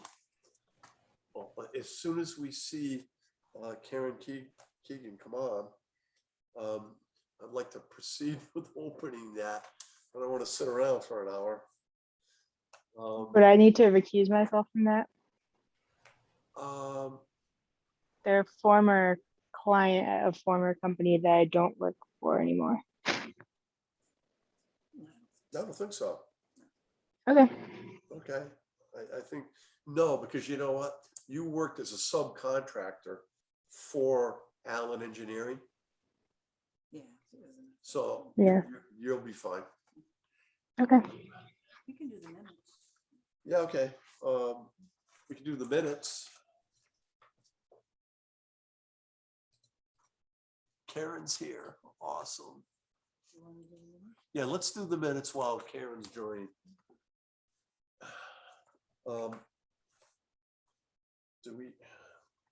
Did we get anything other than September 8th minutes? Because I didn't see a Dropbox link. Maybe I missed it from Amy, and I did see Ann's link, so I was able to look at the September 8th ones. But I see on the agenda that we were looking at 3 weeks worth of minutes. But Okay, so Mike, we only have 2 weeks, August 25th and September 8th.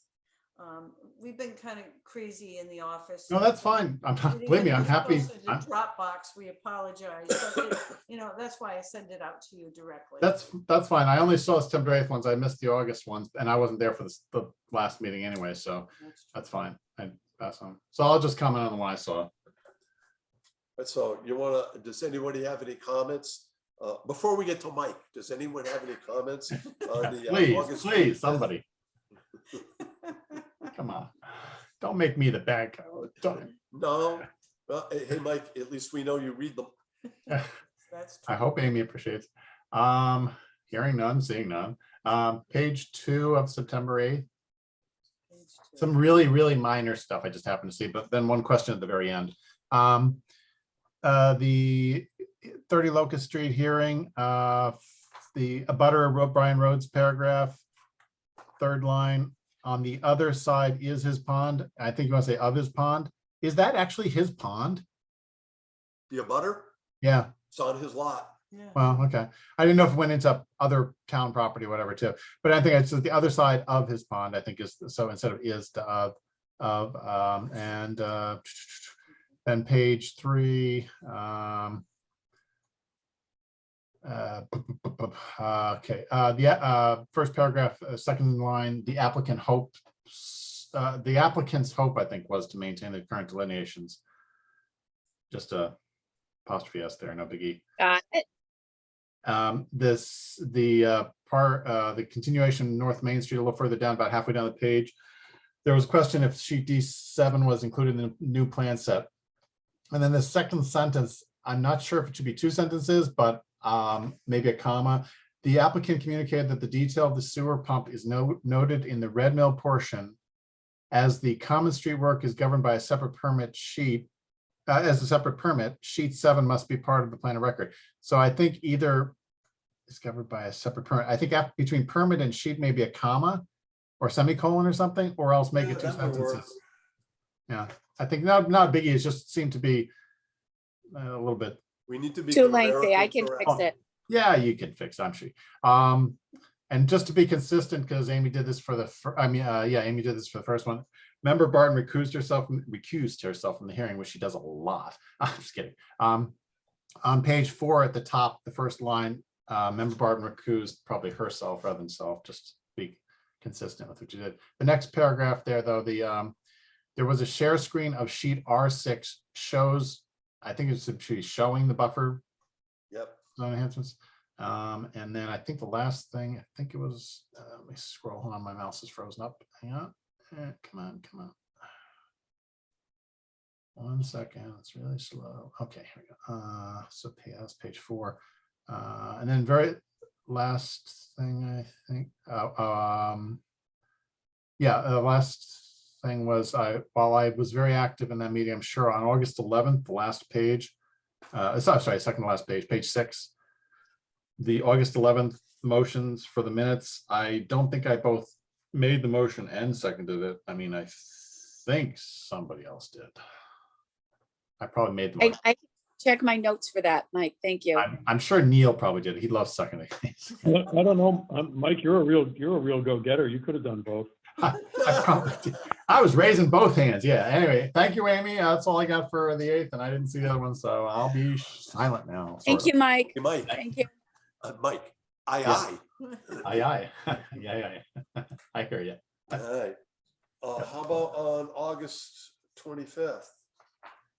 I didn't see that one, so I got nothing.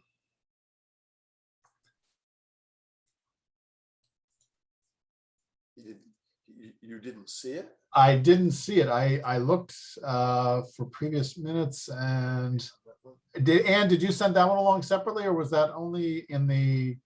No, I think I sent that out separately. Yeah, I'm looking back, and I've got back as far as August 8th from October 8th from you, and I didn't see minutes. I see just draft minutes for the 8th on the 7th, unless it was a while ago or got hung up somewhere. I didn't see it, so I won't. I'm sure they're perfect. Well, I have no comment on those. I'm not gonna hold things up. We're trying to look for it. Well, did anyone else get them? did anyone else get the minutes from August 25th? Because I can resend them. We can resend them. Yeah, and then maybe they just didn't go. All right. All right, in that case, I'll entertain a motion to accept the minutes of September 8th as amended. So moved. Second. Discussion. I'll dispense with a roll call vote. All in favor? Aye. That's Aye. unanimous. All right. Okay. Okay, and so now I see Karen is in the meeting now. And so we're going to ask if she has,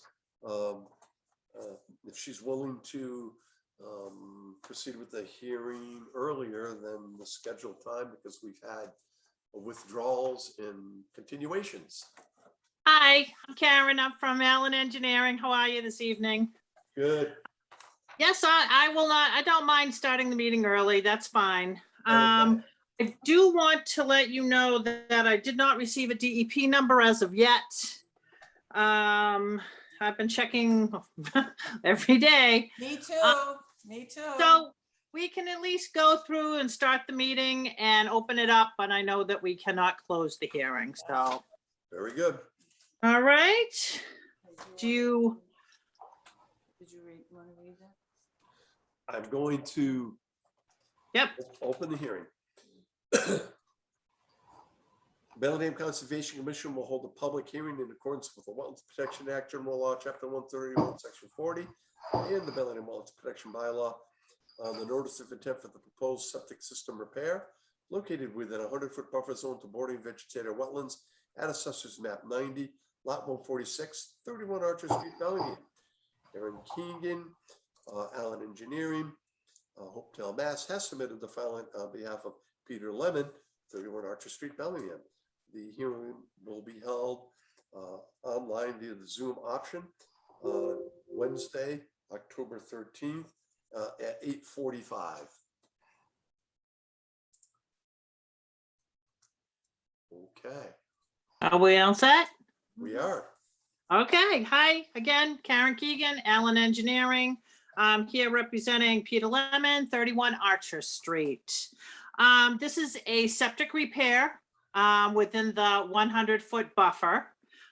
The property again is 31 Archer Street in an older neighborhood in South Bellingham.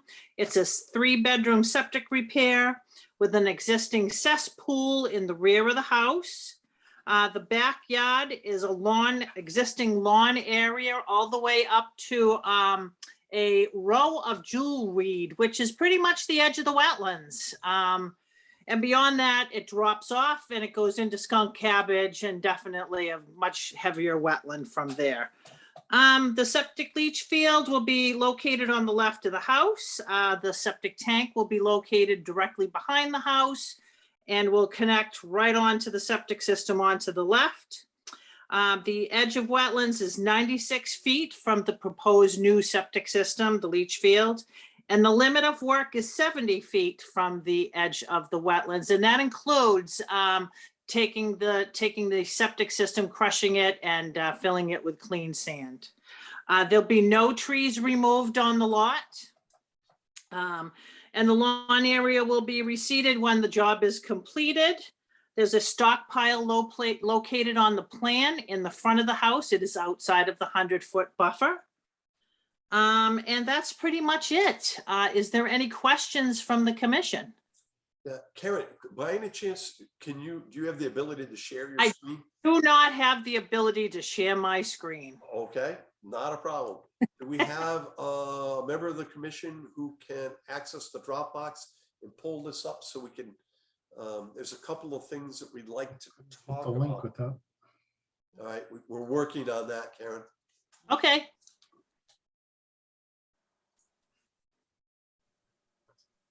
Has this been approved by the Board of Health? Are they still reviewing it or? It's been approved. Good. It is?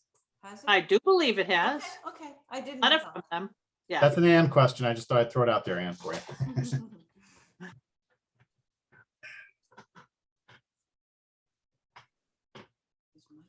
With the plan, I believe I'll be able to share it, give it a whirl.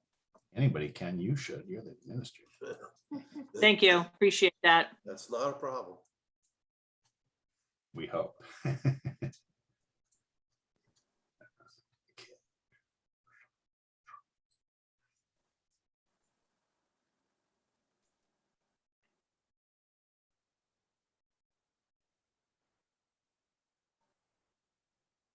So technically, this isn't a file that's located on the computer. It's a link from an email that has to be accessed, but looks like Noel's got it.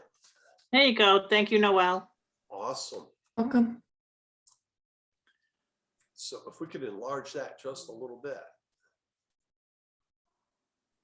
A little more.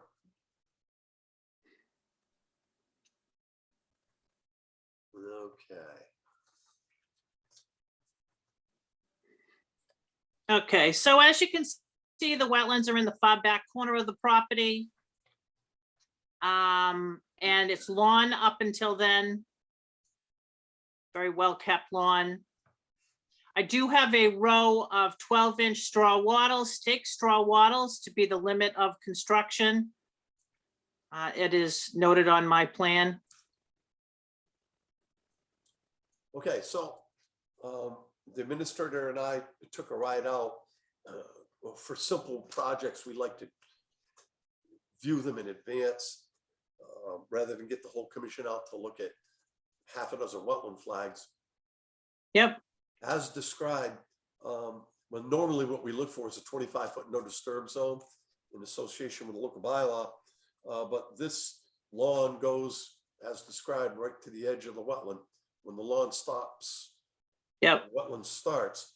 But one of the things we did notice, and one of the reasons why we prefer to have filings, is there's been a lot of dumping over the years, and some of it's relatively fresh.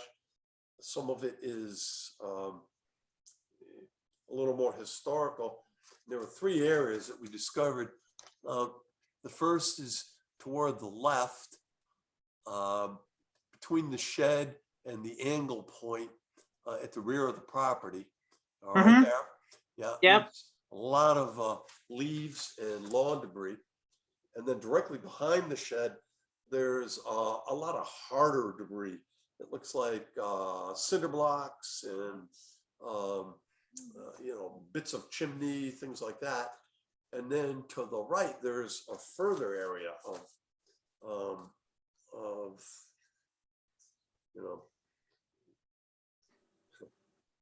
stuff dumped there, Okay. leaves.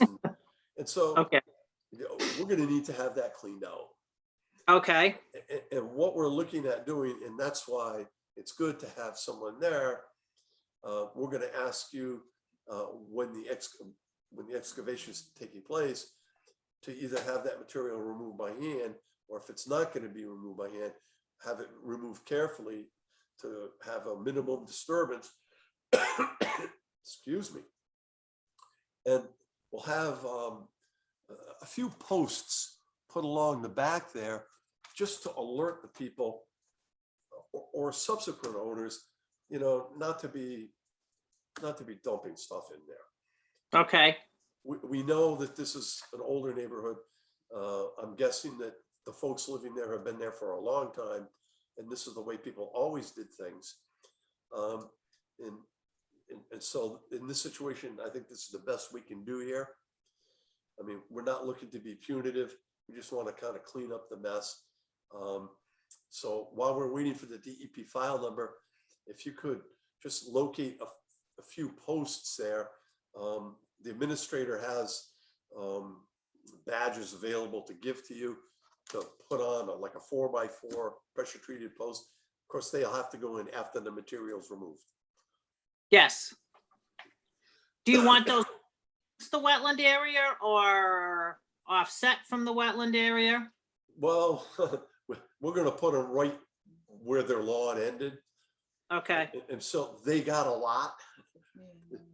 They have expanded the yard, but it's historic. It's historic. We just want to let them know you got that much. Just don't throw stuff in there. You put it out with the trash, they'll pick it up. Right. Or put it in a bag and bring it to the recycling center. They'll take it. Okay. I know it's a little extra step, but It gets it out of. Were there any other questions other than that? I think not. I mean, as you described, it's a pretty straightforward. It was a septic repair. It was a cesspool. Right. This is environmentally necessary. So. Yep. It's better than it was, right? Better than it was. And so we're just going to take that extra step and correct a little bit of error that was committed in the past and let it go. That sounds good. I will let my homeowner know that. Okay. So if you would just throw along a few posts back there, I don't know how old they are or how long they plan to live there. But if somebody else moves in, right. We don't want them dumping their leaves and stuff. That's okay. Okay. So it shouldn't take long to revise that. Nope. And it shouldn't take long to get a file number. So what I'm going to suggest here, Karen, how about if we continue this to our next meeting? That sounds good. Okay, and if everything works out, we can, we'll prepare the order and be ready to go. Okay. Okay. Any other questions or comments from the commission? No. All right, I will entertain a motion to continue the hearing to the evening of October 27th at 8:05. So moved. Second. Okay, discussion. I'll have to do roll call on this one. Noel, Aye. Brian, Aye. Michael, Aye, aye. Neil, Aye. Ariane. Aye. Okay, by unanimous vote. Okay, I thank you very much. I appreciate it Thank you. Karen. for your time. Okay, Have a take great care now. evening. Bye-bye. Bye-bye. So now we just have to hope that our last one comes in. Did you get a hold of it by any chance? Yeah, but I didn't know we were gonna be this early. Yeah, well, this is what happens when we try to schedule to accommodate everybody. It seems that lately it's becoming more and more difficult. Maybe it's because, well, when people don't have to invest their time into actually going to a hearing, it's easier to just say, "I know, can't make it." So we've had a lot of this going on lately. But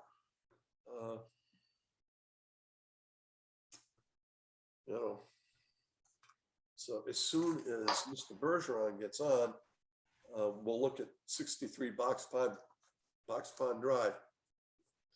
In the meantime, Frank's got a birthday card up there behind him. Maybe we can avail ourselves of a history lesson. There we go. But I don't think that was the birth of the Navy. Well, so on this date, in 1775, excuse me, George Washington sent a letter to the Continental Congress. And as you probably will remember from history, the Americans had a real supply problem. The British did not. So George's great idea was, let's get a Navy and we can interdict the British supplies going to their army. And so he convinced Continental Congress to sort of appropriate money on this date to build a Navy. Now, they really didn't have that much money. And so essentially what they did was they hired captains to be privateers, which were basically legalized pirates. And as long as you had this little piece of paper that said you could take out the British ships, you were fine. If you took out a French ship, you were in trouble. But anyways, and so they did that, and they decided they were going to have a ship that would be equipped with 10 guns and 80 people, men in those days, and it was going to go out for 3 months and hunt down British ships bringing supplies to the Americans.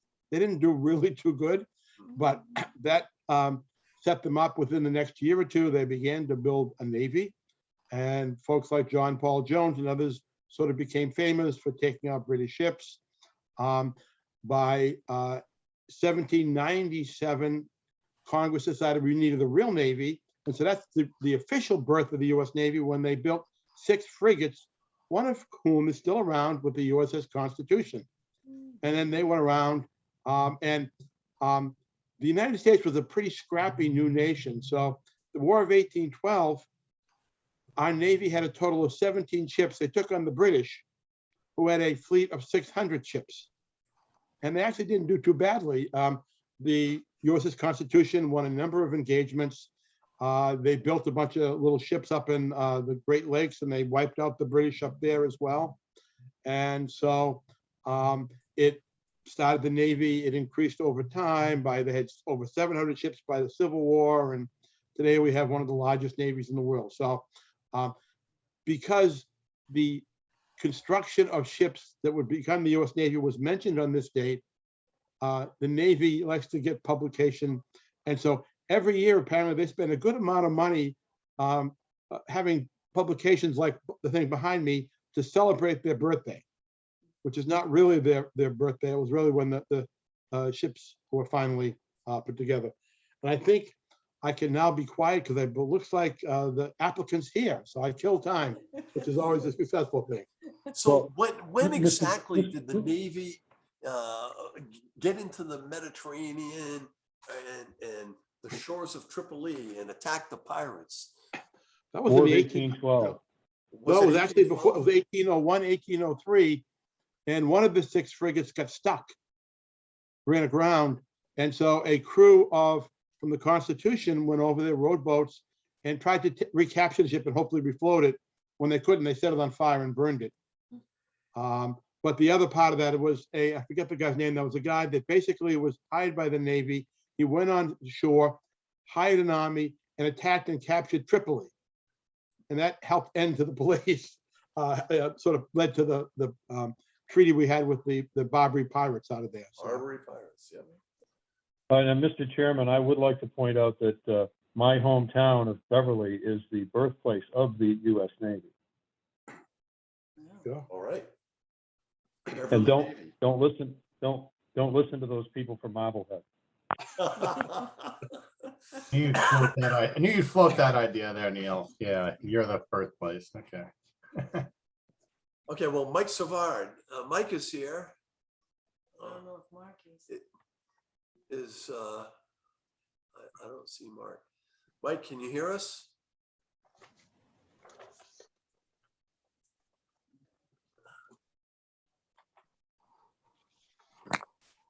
Hello. Hey, Mike. How we doing? Good, good, good. Is Mark coming on? He is. I think he's in Boston on a convention, so I think he said he was going to pop in at 9:15. So he should be.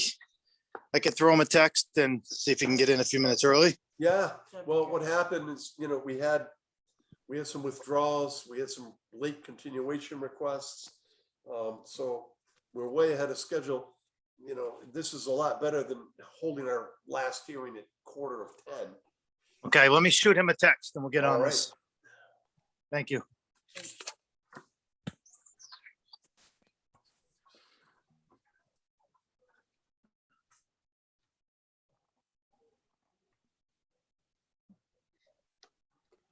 In the interest of coming clean on making a mistake, a few weeks back, I sent you folks an evaluation on the Red Mill on the likelihood that there'd be two 25-year rainfall events in a week or two of each other. And the statistics said it was 1 chance in 625. So I just want to stand corrected that during the rain we had in August, in certain parts of southern Massachusetts, there were two at least 25-year rainfall events in about a week and a half. So you can't trust the statistics, and it's always getting more interesting just as time goes on. Well, it was instructive for us because we have 2 beaver dams now working on the brook here. And those 2 storms gave me an approximation of where high water could end up if they continue to build these dams.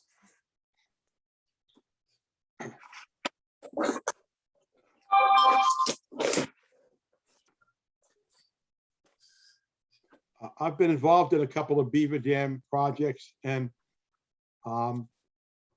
one of them, the applicant spent about $20,000 building a beaver deceiver type thing, which basically you didn't remove the thing.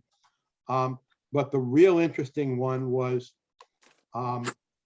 you can't remove or relocate a beaver, but you can capture it. And the usual way is you leave it in the trap, apparently, until it drowns. And so we had to go before the commission, and they wanted to know what happened to the beaver. Oh, boy. And we had to say, well, I'm afraid the beaver is deceased. But that didn't go over very well. But it is an interesting type thing. You can't relocate them, and they'll just rebuild it back in the same place. One of the You're folks from the tied to the town- farm. One of the folks from the town DPW said, I could take, it was like a $20,000 cost. He said, 10, 20 bucks, I could take care of this. I said, how could you do that? I'm going to buy a couple shells from my gun. Wow. And but anyway, that didn't happen. But it is an interesting problem. So.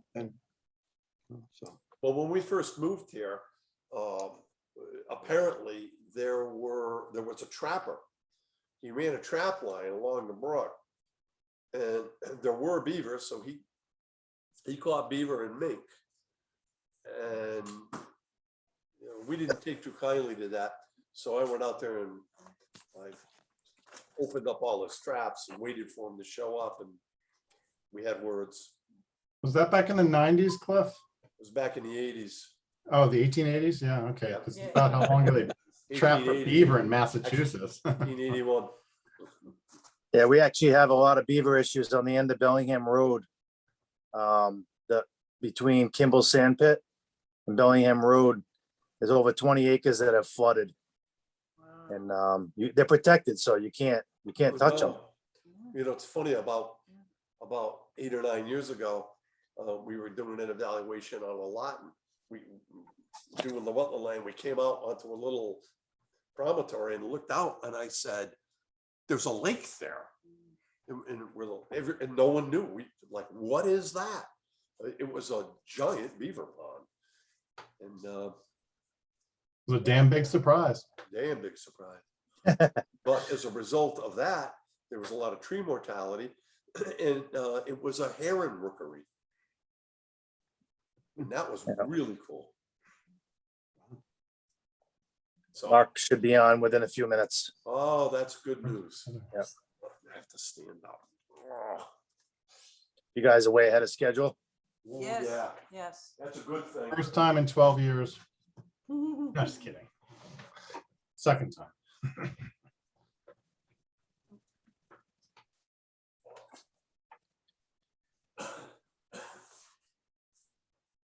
Yeah, I'm sure it's been a long night. If you guys started at 7. Yeah.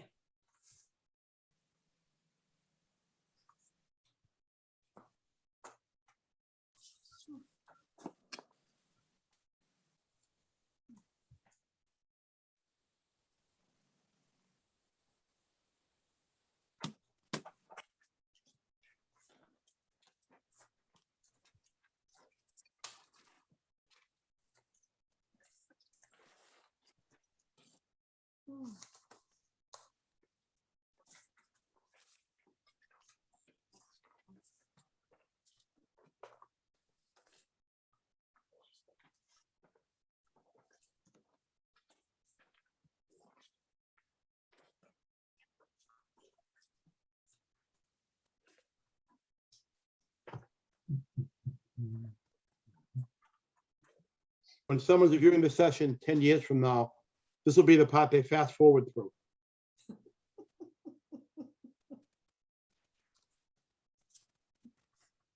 You think they're gonna wait 10 years to watch this? Come on, try playing back tomorrow.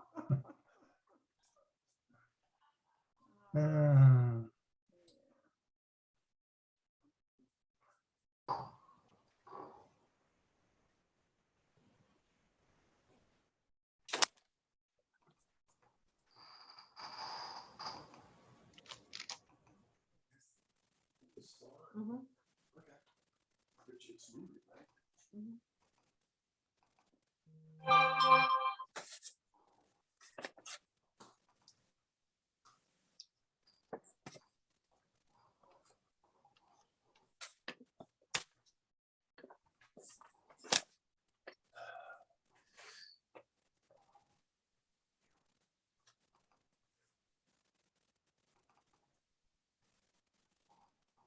Frank, it was Stephen Decatur, Lieutenant Stephen Decatur, 74 volunteers in Tripoli to burn the frigate Philadelphia. Very good, thank you. 'Cause I know you're gonna stay up nights waiting. Well, you know, That's where the Marine Corps hymn started now.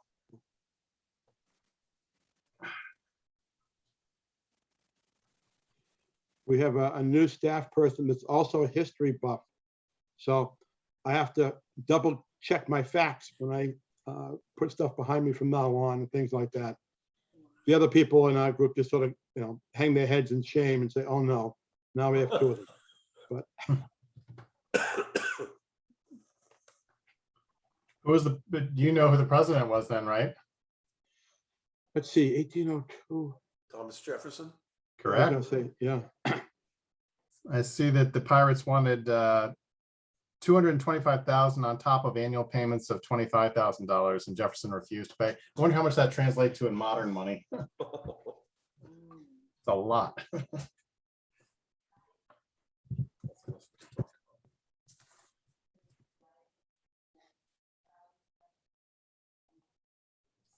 I mean, the American sailors back then were just unbelievable. You know, I think John Paul Jones basically attacked an English town. And his side of the guy, they sent 2 ships, little boats full of like 20 guys, and his group almost captured the town. The other group got scared, and they set a fire that burned down most of the town by mistake, and it covered their getaway. But the British were really upset with this devastation to this small little town during the American Revolution. So. Well, yeah, the Brits didn't commit any atrocities. Not too many. Frank, have you ever seen the show Turn on Netflix? The story of Washington spies? Oh, I have not. I've read some of the stories about that, though. I think there's a book out there. I don't know if you have that available to you, if you have Netflix available, but I give it my highest rating. It's absolutely incredible story. Much of it based on, what on diaries and documents that were found. It's just fascinating stories. That was one of the things that Washington was really very savvy about utilizing spies and folks like that and stuff. So it helped greatly during the American Revolution. He was getting sick and tired of having the British one step ahead of him all the time because they had their own spies. I will look at that. Presumably I can get the main TV away from my wife, who watches Netflix and those things often at night. So I will take a look at that. Yeah, it's really fabulous. It's interesting. Washington was so good with spies when, as a kid, he could never tell lies. If you believe the myth. And cut down cherry trees. Yeah, to make wooden teeth for us. So what we'll do, let's, I can't officially open up the hearing, but I can say that the administrator and I went out to check out the lot that Mike Savard's working on. We did find one fascinating thing. There's clay there that is so pure that it could be worked. I've never ever seen clay like that in Bellingham. Me neither. Absolutely. What color is it? Gray. It's gray. Blue gray or just gray? It's like whitish gray. But I mean, it holds the shape, not a lot of minerality. You can squeeze the water out of it. You could work this and fire it. It's that pure. I was actually at the Freiburg Fair over the last weekend, and I was talking with someone that worked with pottery. Yeah. And I was telling her about that clay, and she said that they don't have to put much in it to make it. They can use that and actually make pots and fire it. That's that same clay. Yeah, pretty that's what it cool. looked like. Yeah, there's a lot of it there too. I thought it would have been sand over there. So we did go. We'll wait. Hopefully Mark will have a computer with him so we can, Oh yeah, he does. Show us the plan unless you can do it. I know he's at a convention tonight in Boston, so he was heading back to his hotel, and he said he'd be on for 9:15. But it's that time right now, so I know he's got everything. I'm not good with Zoom. We are early, and I get it. It's just, yeah. But basically, just to kind of give the board an update, we're looking to replace the existing structure. It was, as you know, it was burnt in a fire, and it was a total loss. And the owner, he didn't have the means of rebuilding, so he sold it. He put it on MLS, and I was able to purchase it.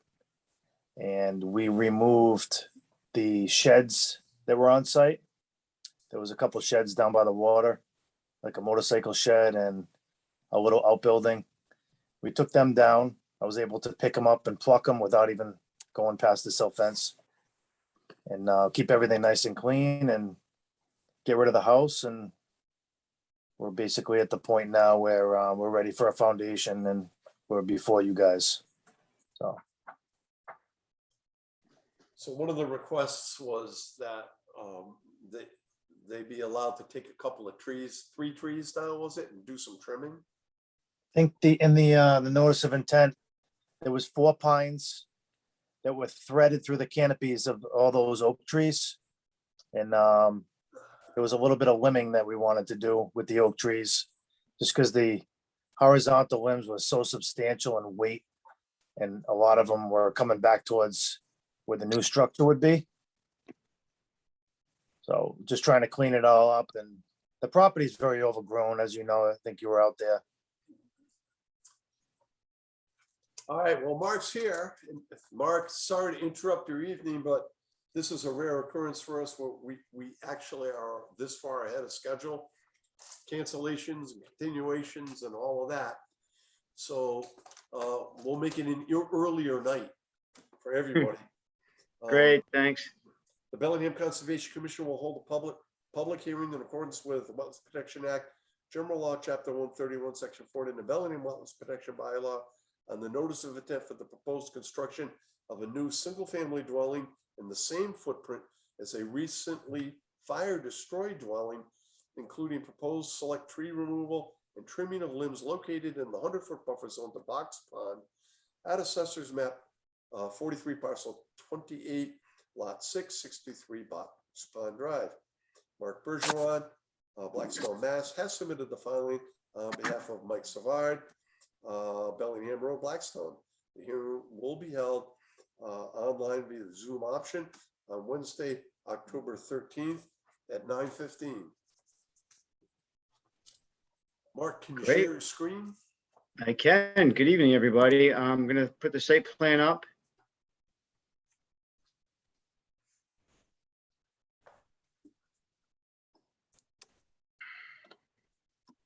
All right. Second.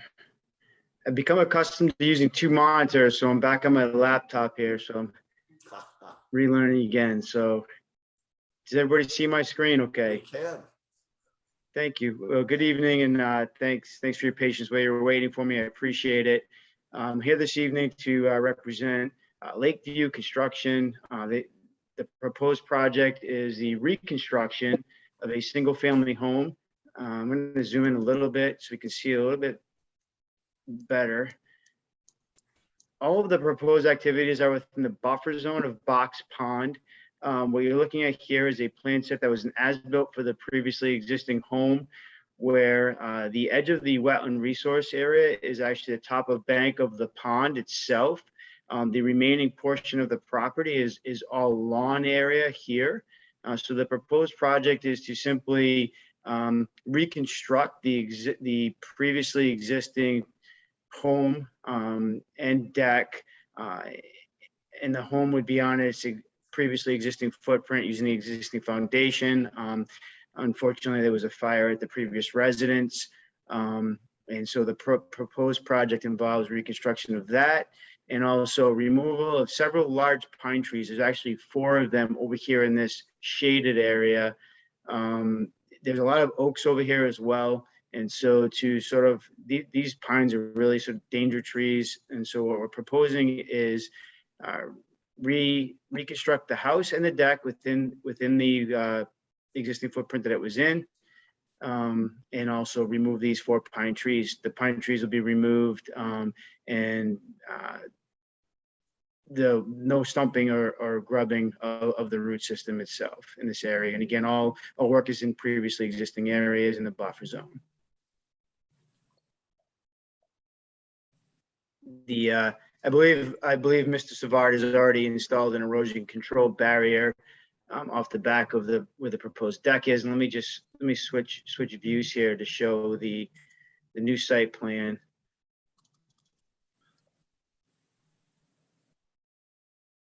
So again, here's the existing deck to be raised. Proposed deck is slightly outside of the existing footprint, but again, closest point is 41 feet to the resource area, and an erosion control barrier has been installed across here, 2 sheds to be raised also, and the pine trees to be cut over here. So we did go out and take a look at it. The administrator and myself, the wetland line is the bank to the pond.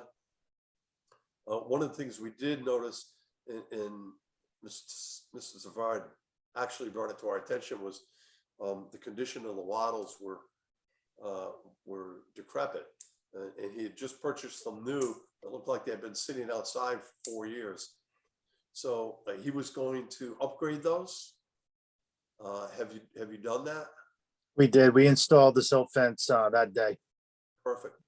So it stretches from the entire same length that the wattles were installed. So the two, one of the sheds has been removed already. The other shed will be removed as the work is completed. I think you said you were gonna use it for equipment storage until the project was completed. All right, so that area will be returned to lawn. The only thing I might suggest is maybe where the trees are going to be removed, some kind of supplemental planting that would be, beneficial to wildlife. And yeah, in that corner, is that something you'd be willing to do? Some high bush blueberries or something?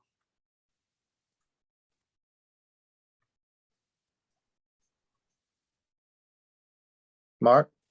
He's muted. Yeah. I mean, there's room over there, and I think it would be fine in that corner of the property. Again, I think that the proposed work cleans up a lot of trash actually that's on the property as well. That's one of the other benefits from this particular project, is there's quite a bit of trash and debris over in this corner. So that's all going to be cleaned out. And I mean, we certainly could install at least 4 high bush blueberries. I mean, if it's up to the commission how many. I think they'd fit nicely in that corner. Yeah, we don't want to pack them in there too tightly because we want them to be able to flourish. So, 4 or 5 works for us, I think. Yeah, that's fair. All right. One thing I did want to mention that wasn't stated, I don't think, this evening, is the fact that we actually heard, we had a notice of intent hearing for the septic repair a few years ago on this particular lot on Box Pond Drive. The septic system is located very, very close to Box Pond Drive up front. So with this house being burned down, this is a Title V up-to-date system. So there's no need to have to replace that. And we had already permitted that just maybe a few years ago. Yeah. Yeah, that's what this base plan is actually from. It's from the approval of that project. Yeah. Here's the system that was approved here. Yes, it did pass Title V, and I intend to pump the system and to have my installer do a Title V again on it, just so it's very current, because I'll be selling the home as a new construction. So we'll be in really good shape on that end. And I think just one more thing to point out is that the well that is on, the artesian well that's on site, I plan to test that as well and replace the pump on it. But we're in good shape when it comes time to utilities, so we don't have to disturb anything for that. Good. Well, that's pretty much what we found when we were out there. So the only thing we're waiting on now is a file number. So I think Mr. Chair, quick question. Yeah, go ahead. Okay, so you and Ann were out there. What did you think the trees were referred to a few minutes ago as danger pines? Are these huge pines that are about to come down in the area of the house? Or I'm thinking this close to the water, usually a pond, we try for both erosion control and potentially wildlife to not take a lot of large trees in particular down because they're so hard to grow again in that area. What do you think of that? Well, there was one big massive pine. Yeah, in the southwest corner of the lot, in that red area. And I think that Mr. Savard said he was gonna leave that one. Yes. Okay, so there were 3 pines that were along the property line. 1 or 2 of them, the abutter requested some kind of activity because the pines, they weren't super healthy. They were dropping a lot of limbs, and there's a fence that I guess the abutter owns. And so they, you know, it seemed to us a reasonable request. Ann she's getting 2 or 3 phone calls a week for people who want to have trees cut. And sometimes we don't understand it and we tell people no. But in these situations, these trees did not look to be really healthy. We agreed. And then there were some oaks along the pond's edge. And rather than have those trees cut, the applicant agreed to trim them so that the branches would not interfere or hang over the house. So they're going to limit their work there in that way. Oh, jeez. I'm going out on a limb to say that, but anyway, no, so the pines, does the slope go down substantially from the lawn area to the lake? I see I can't read the lines No, of it's pretty contour. flat. It's pretty flat, okay. Yeah, And if they're you keeping the pines not stumping them, not stumping them rather, but just cutting them off, leaving the roots and so forth, then high bush rather than tree replanting would make more sense for possible taking because all those roots are in there holding the ground. right, that's what we're looking at. Okay, that makes sense. But I mean, do you remember the 2 houses on one lot? Yep. Okay, this is 150 feet, 200 feet away. Okay. So if you want to go look at it, you know, he's started some of the work because he raised the existing structure. So, you know, but that's what we found, and we didn't see anything here that was, the only thing is the, you know, supplemental plantings, which we talked about tonight for the first time. We did not mention that when we were in the field. Okay. It'll be in the order. Any other questions? No. Comments?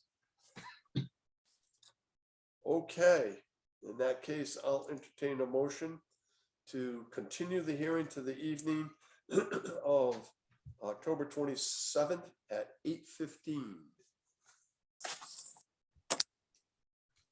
So moved. Second. Discussion? Neil?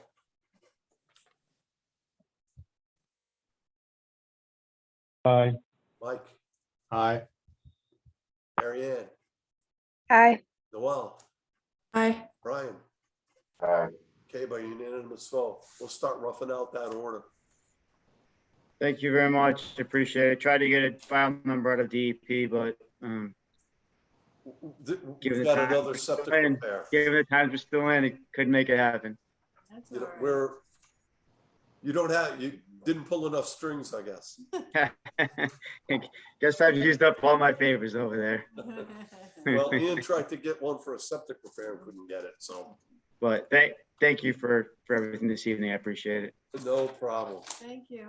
All right, All good to right. see you all. Thank you, Mark. Take care. See you. Everybody have a good night. Okay, motion to adjourn. Frank, do you have anything to say? Anything to add? You're muted. I really had nothing to say then when I was muted, but I still don't. Except you just did. Do you want us to send you a copy of the Red Mill order of conditions, special conditions? That would be handy, yes, and I'll share that with Matt Byrne as well. He put a lot of work into this, as did you.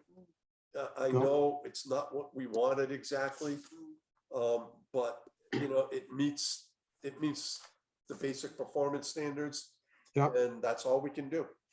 Nope, The I project agree. is substantially improved over what was originally presented. I would agree. When I think back to the first set of plans we reviewed. Yeah. So, Okay, in that case, I'll entertain a motion to adjourn. Come on, Brian. So moved. Second. Okay, I won't roll call. All in favor? Aye. Aye. Okay. All right, see you That's tomorrow unanimous. about 10 a.m. That work 10 for you, a.m. Ann? For Around Mike 10? tomorrow, Oh, yeah, sure. and Okay. maybe close to noon for Sure. Yep. Mary Ann, and then Yep. Brian when he can, and Noel when she can, and And we'll see Neil. Mr. Stanley on Saturday morning around 8:30. Excellent. Excellent. All right, thank you, everyone. Thank Thank you. you. Take care, Really folks. appreciate it. Night. Thanks. Thanks. Bye. Good night. See you later. Good night. Night. Aye.